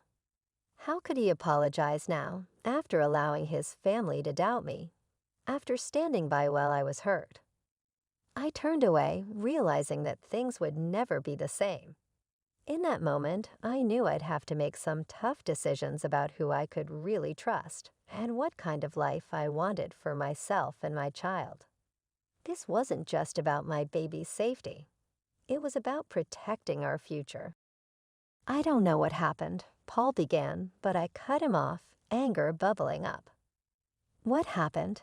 Your mother pushed me down the stairs. That's what happened." He flinched. "Mom says it was an accident. She was just trying to stop you from leaving." Before I could respond, my best friend Angela rushed into the room. "Maria, oh my God, are you okay?" She turned to Paul, her eyes full of fire. "And you, how could you let this happen?" "It wasn't. I didn't," Paul stammered, but Angela wasn't having it. "Save it," she snapped, silencing him. Angela turned back to me, her voice soft now. "I'm here, Maria, whatever you need." Paul looked at me, then stepped out of the room to get some air. As soon as he left, I filled Angela in on everything that had happened. Her face grew darker with each word. "We're not letting them get away with this," she said firmly. Just then, we heard voices in the hallway. Janet and Emma were talking. "We just need to convince Paul that it was an accident," Janet was saying. "Maria's always been clumsy, probably faking this whole pregnancy anyway." Angela's eyes widened, and without a word, she pulled out her phone and started recording their conversation. As their voices faded down the hallway, I felt a new resolve inside me. Enough was enough. "Angela, I need your help." "We're going to fight back," I said, feeling stronger with each word. Over the next few hours, we made a plan. Angela managed to get a nurse to give us copies of my medical records, which showed clear evidence of my pregnancy and injuries consistent with being pushed. "We should get statements from the hospital staff too," Angela suggested. "They can confirm your condition when you arrived." I nodded but hesitated. "What about Paul? He's been texting me, full of doubts, and clearly still believing his mother." "Forward them to me." "It's all evidence, Maria," Angela said, her eyes determined as she gathered everything we needed. I took a deep breath and made a call I never thought I'd have to make. "Hello, is this the office of Carol Baker? I need to speak with her about a domestic abuse case." Meanwhile, Angela returned, looking triumphant. "Got it all, medical records, staff statements, and that lovely recording of Janet and Emma plotting." I took a deep breath, feeling the weight of everything settling around me. "Angela, I've made a decision. I'm leaving Paul." Her eyes softened, filled with both understanding and sadness. "Are you sure?" "I have to, for my baby's sake and my own," I replied firmly. Just then, Paul walked back into the room, looking conflicted. "Maria, can we talk?" "Mom wants to come and apologize," he said, looking at me with pleading eyes. "No, Paul, we can't," I said, cutting him off. "And she can't." "I'm done." His face fell, clearly not expecting this. "What do you mean?" "I mean I'm leaving," I said, my voice steady. I watched the shock spread across his face, but I didn't feel any doubt. I had to protect myself and my baby, and that meant leaving behind anyone who didn't have my back. "I can't be part of this family anymore, Paul. It's not safe for me or our child," I said, my voice firm but filled with sadness. "Maria, please, we can work this out," Paul pleaded, looking desperate. Angela stepped in, her voice steady and strong. "Respect that." Paul looked at both of us, stunned, then slowly left the room, looking like he'd been hit by a wave. As the door closed behind him, I felt a mix of emotions, sadness for the life I had imagined, but also relief. I knew this wouldn't be easy, but for the first time in days, I felt a flicker of hope. I turned to Angela, taking a deep breath. "What now?" She gave me a determined smile. "Now we get somewhere safe. Then we make sure they face the consequences." Months went by and life changed. I was now 8 months pregnant, waddling around Angela's apartment with a belly that was impossible to hide. Every day, my baby bump reminded me of why I was fighting so hard for a future free from the pain and distrust I had endured. "Ready for court today?" Angela asked, handing me a glass of water. I took it, my hand a little shaky. "As ready as I'll ever be," I said with a nervous smile. When we arrived at the courtroom, it was packed. Across the room, I saw Paul and his family. Janet sat there, looking as smug as ever. But I knew that wouldn't last. My lawyer, Carol, was sharp and prepared. She began presenting our case piece by piece, my medical records, testimonies from hospital staff, and finally, the recorded audio of Janet and Emma planning to cover up their actions.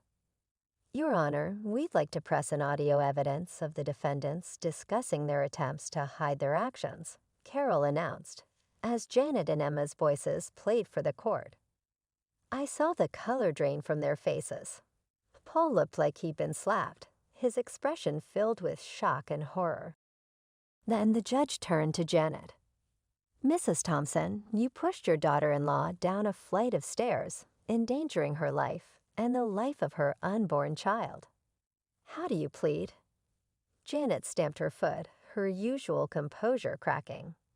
"It was an accident. I never meant."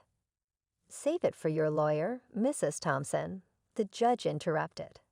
"You're facing charges of assault and endangering an unborn child." During a break, Paul approached me. He looked exhausted and defeated. "Maria, I had no idea. I'm so sorry. Can we please talk for a moment?"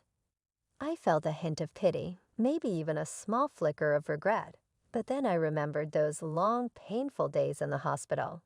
How he had doubted me, how he had chosen his mother over me and our child. I shook my head.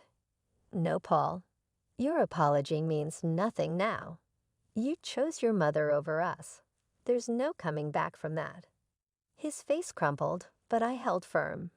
I had a future to protect. Later, the judge's gavel came down with a loud bang. In the matter of Thompson versus Thompson, this court rules in favor of the plaintiff. Mrs. Maria Thompson is granted a divorce, full custody of the unborn child, and a settlement of $700,000 for emotional damages and medical expenses. Hearing those words, I felt a wave of relief wash over me. This chapter was finally over. I had fought for myself, for my child, and for a new beginning. I didn't look back at Paul or his family as I left the courtroom. My focus was now on the future, one where I could finally feel safe and start anew. I let out a breath I hadn't realized I was holding. It was finally over. We had won. 4 years later, I'm busy blowing up balloons for my daughter Michelle's second birthday. My little fighter, born against all odds, now happily toddles around, babbling and laughing. Angela walks in, her arms full of presents, smiling wide. "Where's the birthday girl?" Auntie Angel asks with a big grin. I watch Michelle squeal with joy, her eyes lighting up, and I can't help but feel a deep sense of gratitude for how far we've come. So much has changed in my life. I'm running my own marketing business now, using my experiences to help others who've been through hard times tell their own stories. My goal is to give people a voice, to turn pain into purpose. Janet is no longer in our lives. She's serving her sentence. Turns out, pushing a pregnant woman down the stairs is something the justice system takes very seriously. I don't think about her much anymore. She's part of the past, a chapter I've left behind. More friends start arriving, filling my home with warmth and laughter. These are my people now, the family I've chosen. Together, we laugh, eat, and celebrate Michelle's special day. I feel surrounded by love, and I realize that this is what family is supposed to feel like: supportive, joyful, and safe. As the party winds down, I carry a sleepy Michelle to her bed and tuck her in, whispering softly, "Happy birthday, my brave girl. The world is yours, and it's mine too." I kiss her on the forehead, feeling a peace I haven't felt in a long time. I put a lot of effort into gaining this life and this fresh start. I'm committed to safeguarding this pleasant and safe existence. I'm confident that Michelle and I can overcome any obstacles that may arise in the future. We're definitely ready after everything we've been through. One question comes to me when I think back on my journey. Would you have given Paul another opportunity if you were in my position? Was it the proper decision to shield my daughter and I from any future suffering? Or was it too harsh of me to reject his apology? Although everyone's experience is unique and there is no simple solution, I would be interested in knowing what you would have done in my shoes. Sharing your viewpoint might be beneficial if you're having to make a difficult decision or know someone who is. Kindly share your opinions in the space provided below. Your thoughts and experiences could truly help someone going through a similar situation. If you found this tale to be meaningful, please like this video.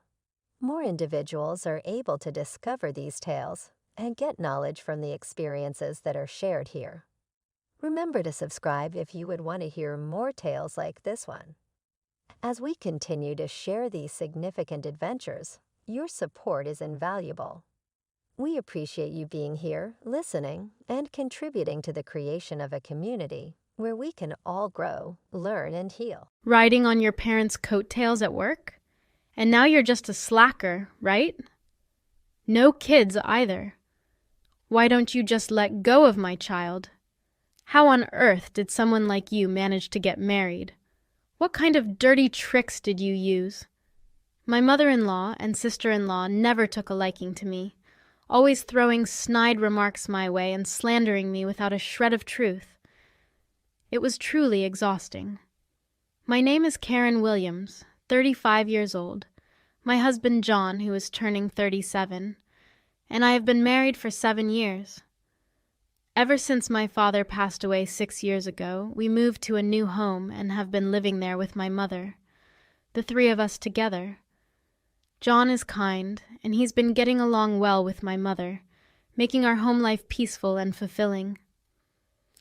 However, my career has had its ups and downs, causing me considerable stress until things settled down. After graduating from college, I worked at my father's company, where he was the CEO. But after seriously considering my aptitudes, I decided it wasn't the right fit for me and switched jobs in the first year of marriage.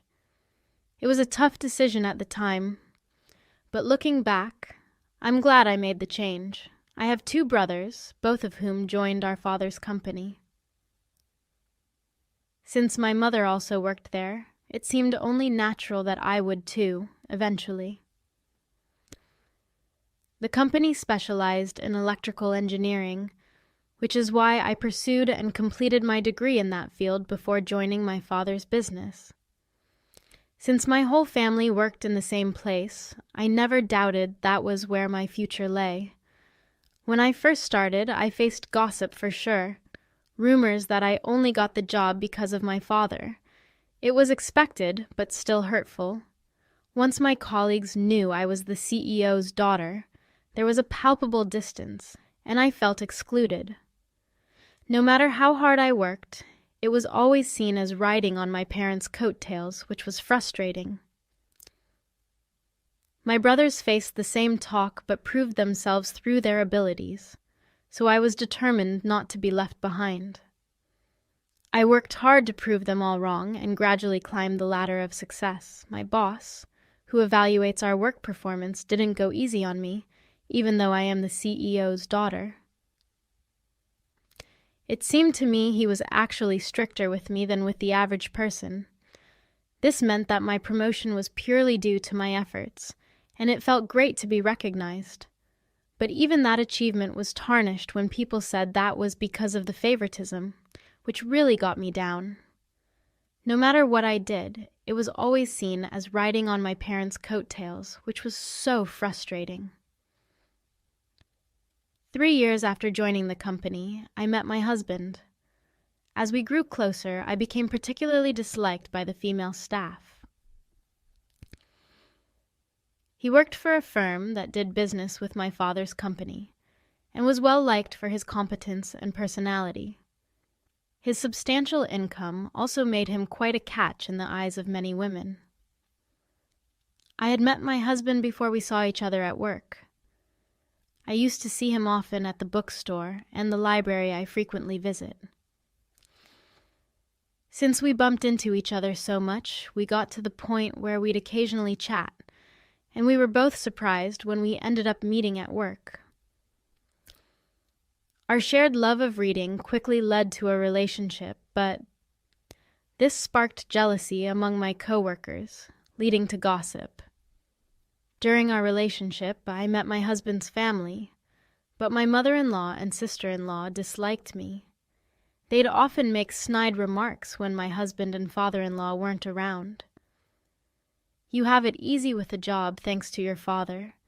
It must be nice living without hardships." They believed I coasted through life on my parents' successes, enjoying a high salary because of them. However, my father would never hire someone without the skills, even if it was his own child.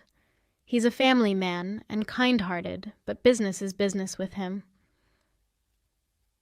At work, he was strict and never mixed business with personal matters. My father doesn't play favorites just because I'm his child. If I didn't have the skills, I wouldn't have been hired. Certainly, I respect my father's capabilities as a CEO, and I hate those who belittle his judgment unreasonably. But when I voice this, my mother-in-law just won't have it. My sister-in-law, too, takes jabs at me for supposedly riding on coattails, and she seems to resent the close relationship I have with my husband. How on earth did someone as plain as you get married? What tricks did you pull off? My sister-in-law seems to have an even bigger problem with me because her relationships never last long. And here I am happily married to my husband. My sister-in-law, who dresses impeccably in what looks like high-end fashion, certainly turns heads, but her sharp personality seems to lead to short-lived romances. I later found out that my sister-in-law went to the same college as my brother, and she had once confessed her feelings to him, but was turned down. During a family gathering, they recognized each other, and when I inquired about my sister-in-law with my brother, who seemed to know her, he told me the story from my point of view as his sister. My brother, whom I could boast about, is earnest and hard-working, and he's also good at showing consideration for others. Plus, he's into fashion, so I guess that's why he was pretty popular with the ladies. Knowing that such a man was my brother, my sister-in-law seemed to take out her frustration from being rejected by him, becoming harsher in her attitude. So I made it a point to keep my distance when it was just my mother-in-law and sister-in-law. Moreover, when I would go to my in-laws' place and have tea, it tasted off as if something had been added. It wasn't apparent by looking at it, but it seemed like my mother-in-law was deliberately serving me unpleasant food as a form of harassment. I thought it might be my imagination, but when I saw her smirking maliciously and ridiculing me when I pointed it out, saying I couldn't appreciate the taste, I knew it was intentional. Both of them always sour or mean when they see me, put on a friendly face in front of others, so I've learned to navigate around them to avoid their snide remarks. With the food served at my in-laws, I politely eat as little as possible to avoid being rude. And if you ask whether I lived happily after marrying my husband, I'd say, not quite. Even though my relationship with my husband was good, getting married meant facing more gossip at work. The back talk at work got worse than when we were dating, and with the ongoing harassment and sarcasm from my mother-in-law and sister-in-law, I gradually lost my spirit. I found my work rewarding, but the environment was so toxic, it made me wonder if this was okay. I found myself contemplating my future more and more. During this time, my father passed away, and my brother became the CEO, which led to me being gossiped about as the CEO's sister. Already shocked by my father's death, my spirit was completely broken. I felt I could no longer work at the company. Yet, I had always imagined I would work at my father's company, and I hadn't thought about what kind of job I might want to do now. Years of being subjected to gossip and sarcastic comments had eroded my self-esteem, and I found myself crying at the drop of a hat, confused by my unconscious tears and not even understanding what I was sad about. I was truly at a loss. Seeing me like this, my mother and husband were really concerned and took great care of me. Supported by these two, I slowly began to recover and even consulted my mother about the future. I've been thinking about trying a different job, but I don't really have any special skills. Is there anything I can do? I asked in a disheartened voice. Then, to my surprise, my mother said, "Karen, you've always loved reading and writing stories, haven't you? I think you'd be suited for a job that involves writing." Her words jogged my memory. It was true. I've always been an avid reader, better at liberal arts subjects in school. I was part of the literature club, enjoyed writing novels and poems, and was active and happy. I still love reading books to this day. So, encouraged by my mother, I began to consider a career in writing. Upon reflection, I realized that a career in electrical engineering just wasn't right for me. Ever since I was a student, my mother had always told me to choose a job I loved, but back then, I didn't see it. I guess my mother understood me better than I understood myself. So, I decided to make a fresh start and set my sights on becoming a novelist, and began working as one. However, being a beginner, it was tough to find work, and I was chipping away at my savings every day. I faced my computer continuously, writing. Back in the day, I was driven by the desire to prove others wrong, but now I'm working hard for myself, and despite the challenges, I find it more enjoyable. I spend more hours than I did when I was employed at a company, dedicating most of my day to crafting stories. Gradually, my income increased, and by the second year, I was making about as much as an average office worker's salary, though it was less than what I used to earn. Then, in the fourth year, one of my novels won an award and even got published. This allowed me to sign a contract with a publishing house, securing a stable flow of work. By the fifth year, thanks to a hit novel, I was earning more than my husband, who has a pretty hefty salary. From then on, my work was getting adapted into comics and dramas, keeping me busy but ensuring a steady income. It's been tough getting here, but working as a novelist, I feel that my previous jobs weren't a good fit for me. But as much as being a novelist suits me, I wouldn't have gotten this far on my own.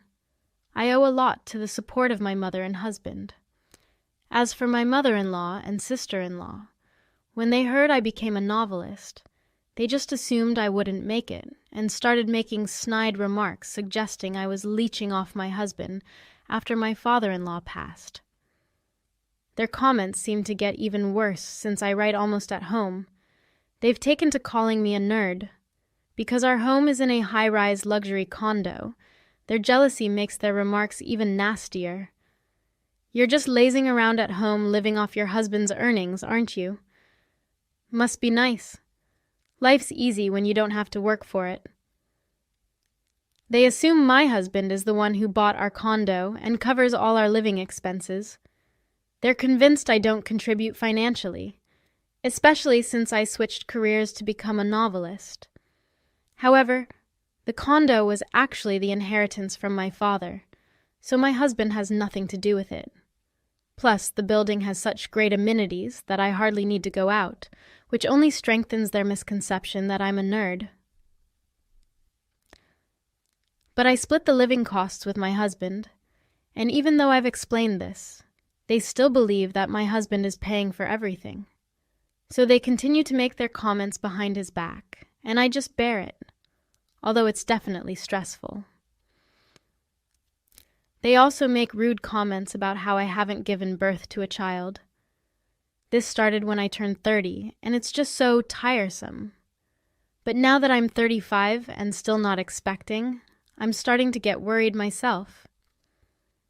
I was made to feel uncomfortable by two people, and despite explaining work matters to them repeatedly, they wouldn't listen and would just insult me. So I sly sought advice from my mother and husband. When I was working at the company, I didn't consult anyone until I reached my breaking point. So learning from that, I decided to talk to them early on. But aside from my mother, since the two are part of my husband's family and act like decent people in front of him, I made sure to convey things to him in the gentlest terms possible. You don't have to deal with those two. I'll handle any meetings or communications with them. He knew about the period when I was emotionally unstable due to the backbiting, and out of concern, he tried to ensure I wouldn't have to see them more than necessary. Thanks to him, the occasions of being subjected to their snide remarks lessened, but there were still times when their malice got to me and brought me down. However, the thought that I have allies in my mother and husband quickly helps me bounce back. As for not being able to have children, my mother, who had me at an older age, assured me there was no need to rush. It's just not the right time yet. I had you later in my life, so there's no reason to worry. Do you think so? All right. I won't stress about it too much, and I'll just wait patiently, I replied, talking with my mother. Considering my current workload and the negativity from those two, I thought I couldn't afford to have children now.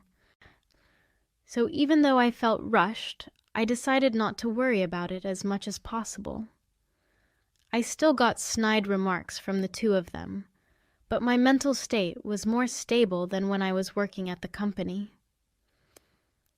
The house my father left us was well designed and well located, so I lived peacefully with my mother and husband and felt happy.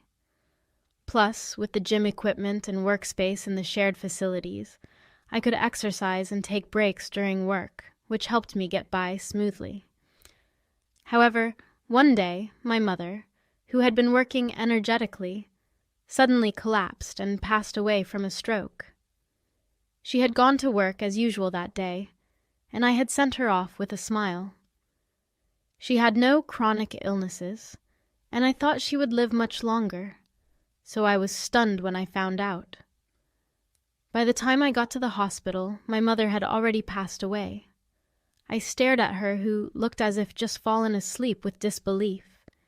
It didn't seem real, but as I arranged for her funeral, my feelings finally settled down, and I quietly cried.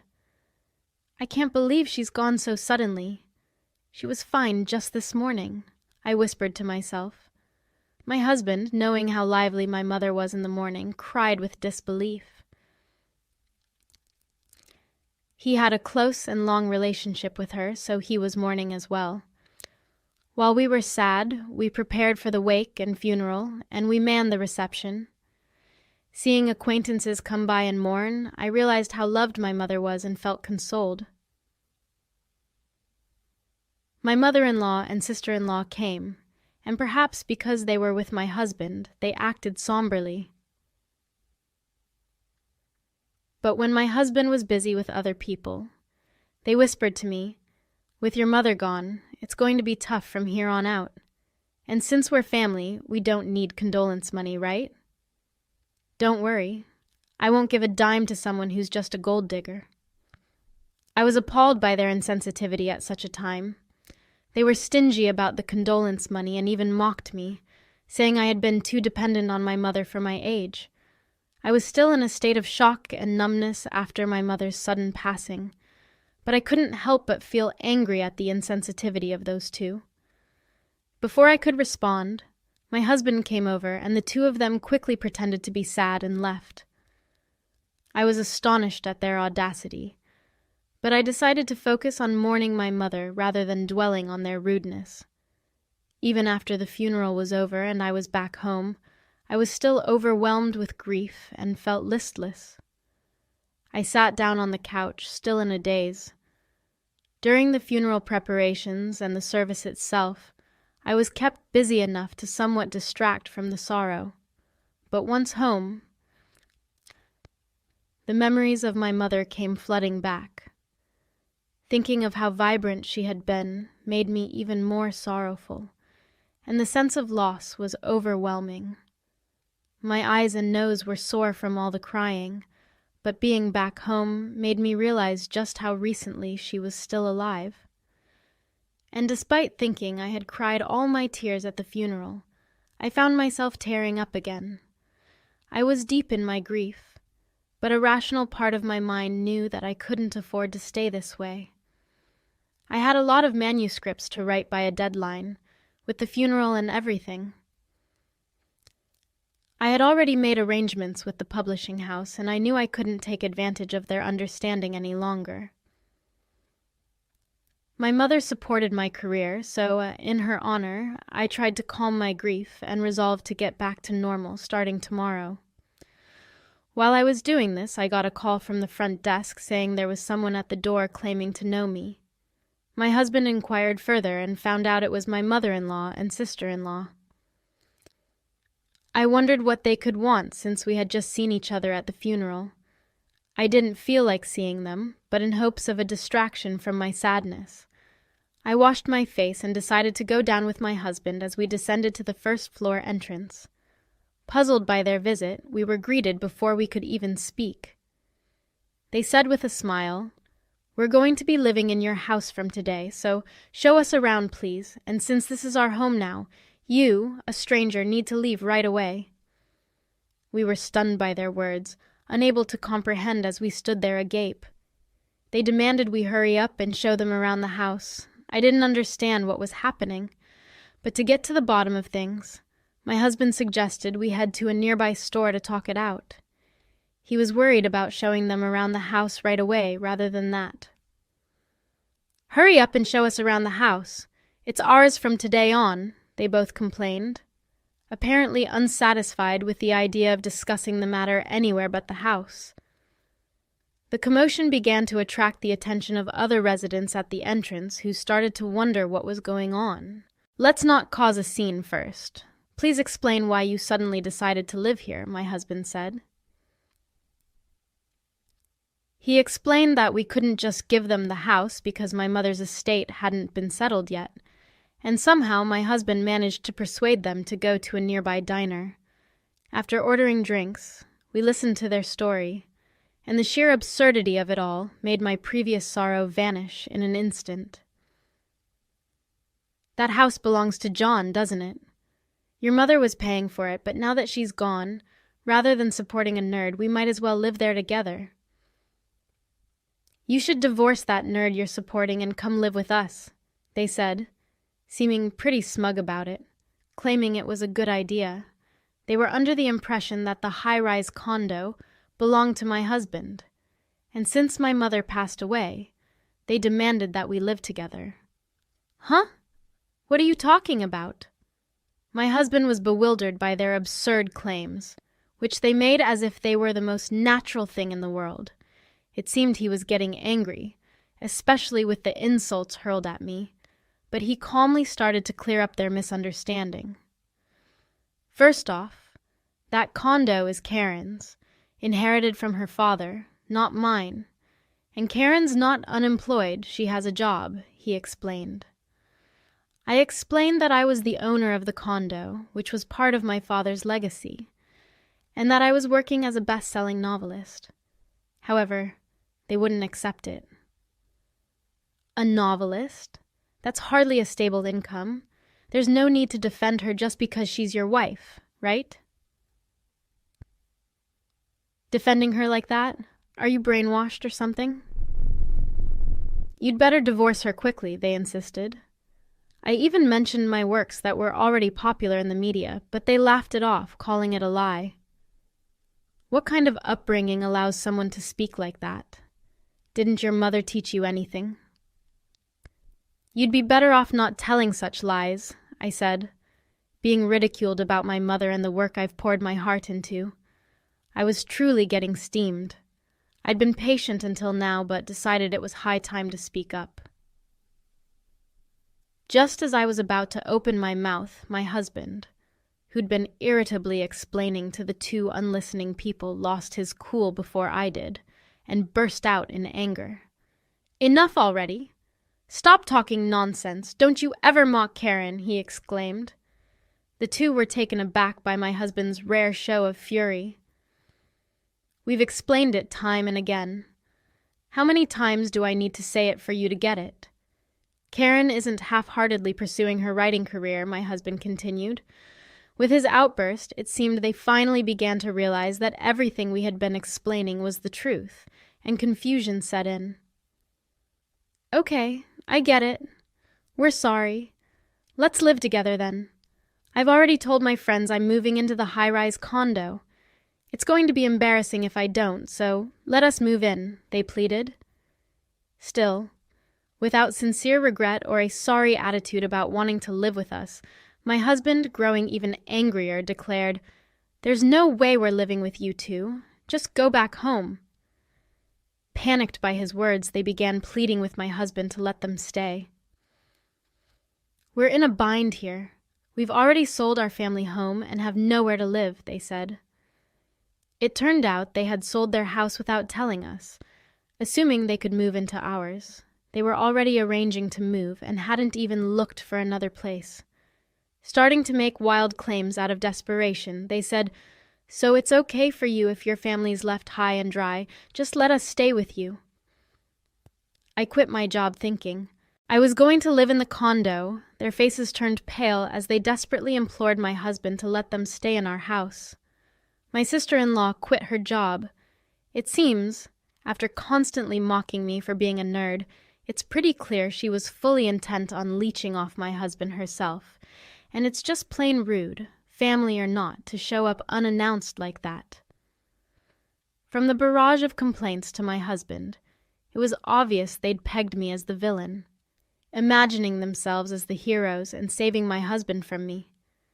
That's why they thought it'd be a great idea to show up out of the blue, convinced my husband to kick me out and then move in together, thinking he'd be thrilled about it.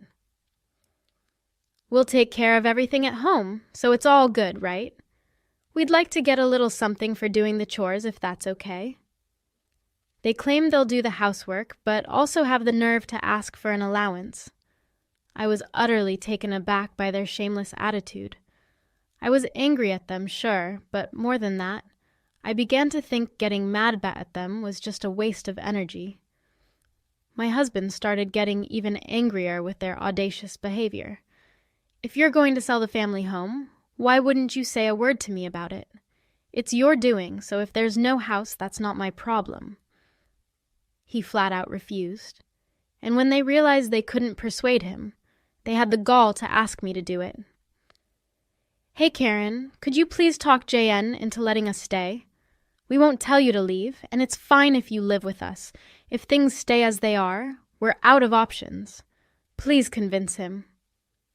After all the ridicule toward me, what arrogance they had. It's my house, in my name, yet they act so high and mighty. I've always detested the idea, but if I ever lived with them, I'd surely be tormented. Before I could sarcastically refuse, my husband burst out again, exploding with anger. Enough is enough. After all the crap you've given Karen, you've got some nerve. Just stop asking for a share of the home sale money and go back where you came from. I don't even want to see you two anymore.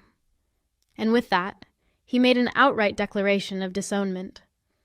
Despite their persistent attempts to cling to my husband, we ignored them, settled the bill, and promptly left the restaurant.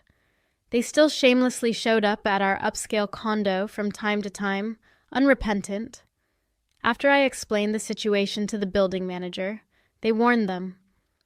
Those two knew that if they kept making a racket, the cops would be called and sent them away.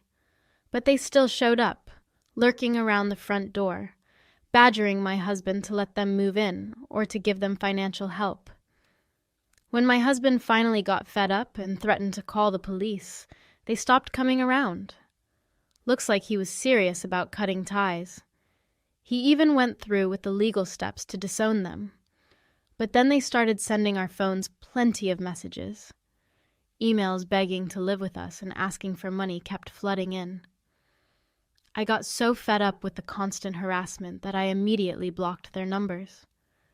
Turns out their family home was too old and inconveniently located to sell for much, and they were counting on my husband without any savings of their own, so they ended up selling what they could and moved into a cheap rundown apartment.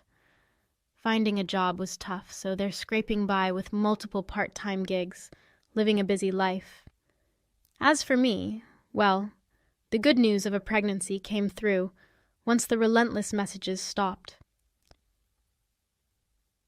I had been worried about not being able to have kids, so this was real joy. With this happy news of pregnancy, I finally felt a glimmer of hope after a long time. I'm determined to be the kind of mother my child can always feel safe with, just like my mother. And while looking forward to the arrival of my baby, I continue to dedicate myself to my work.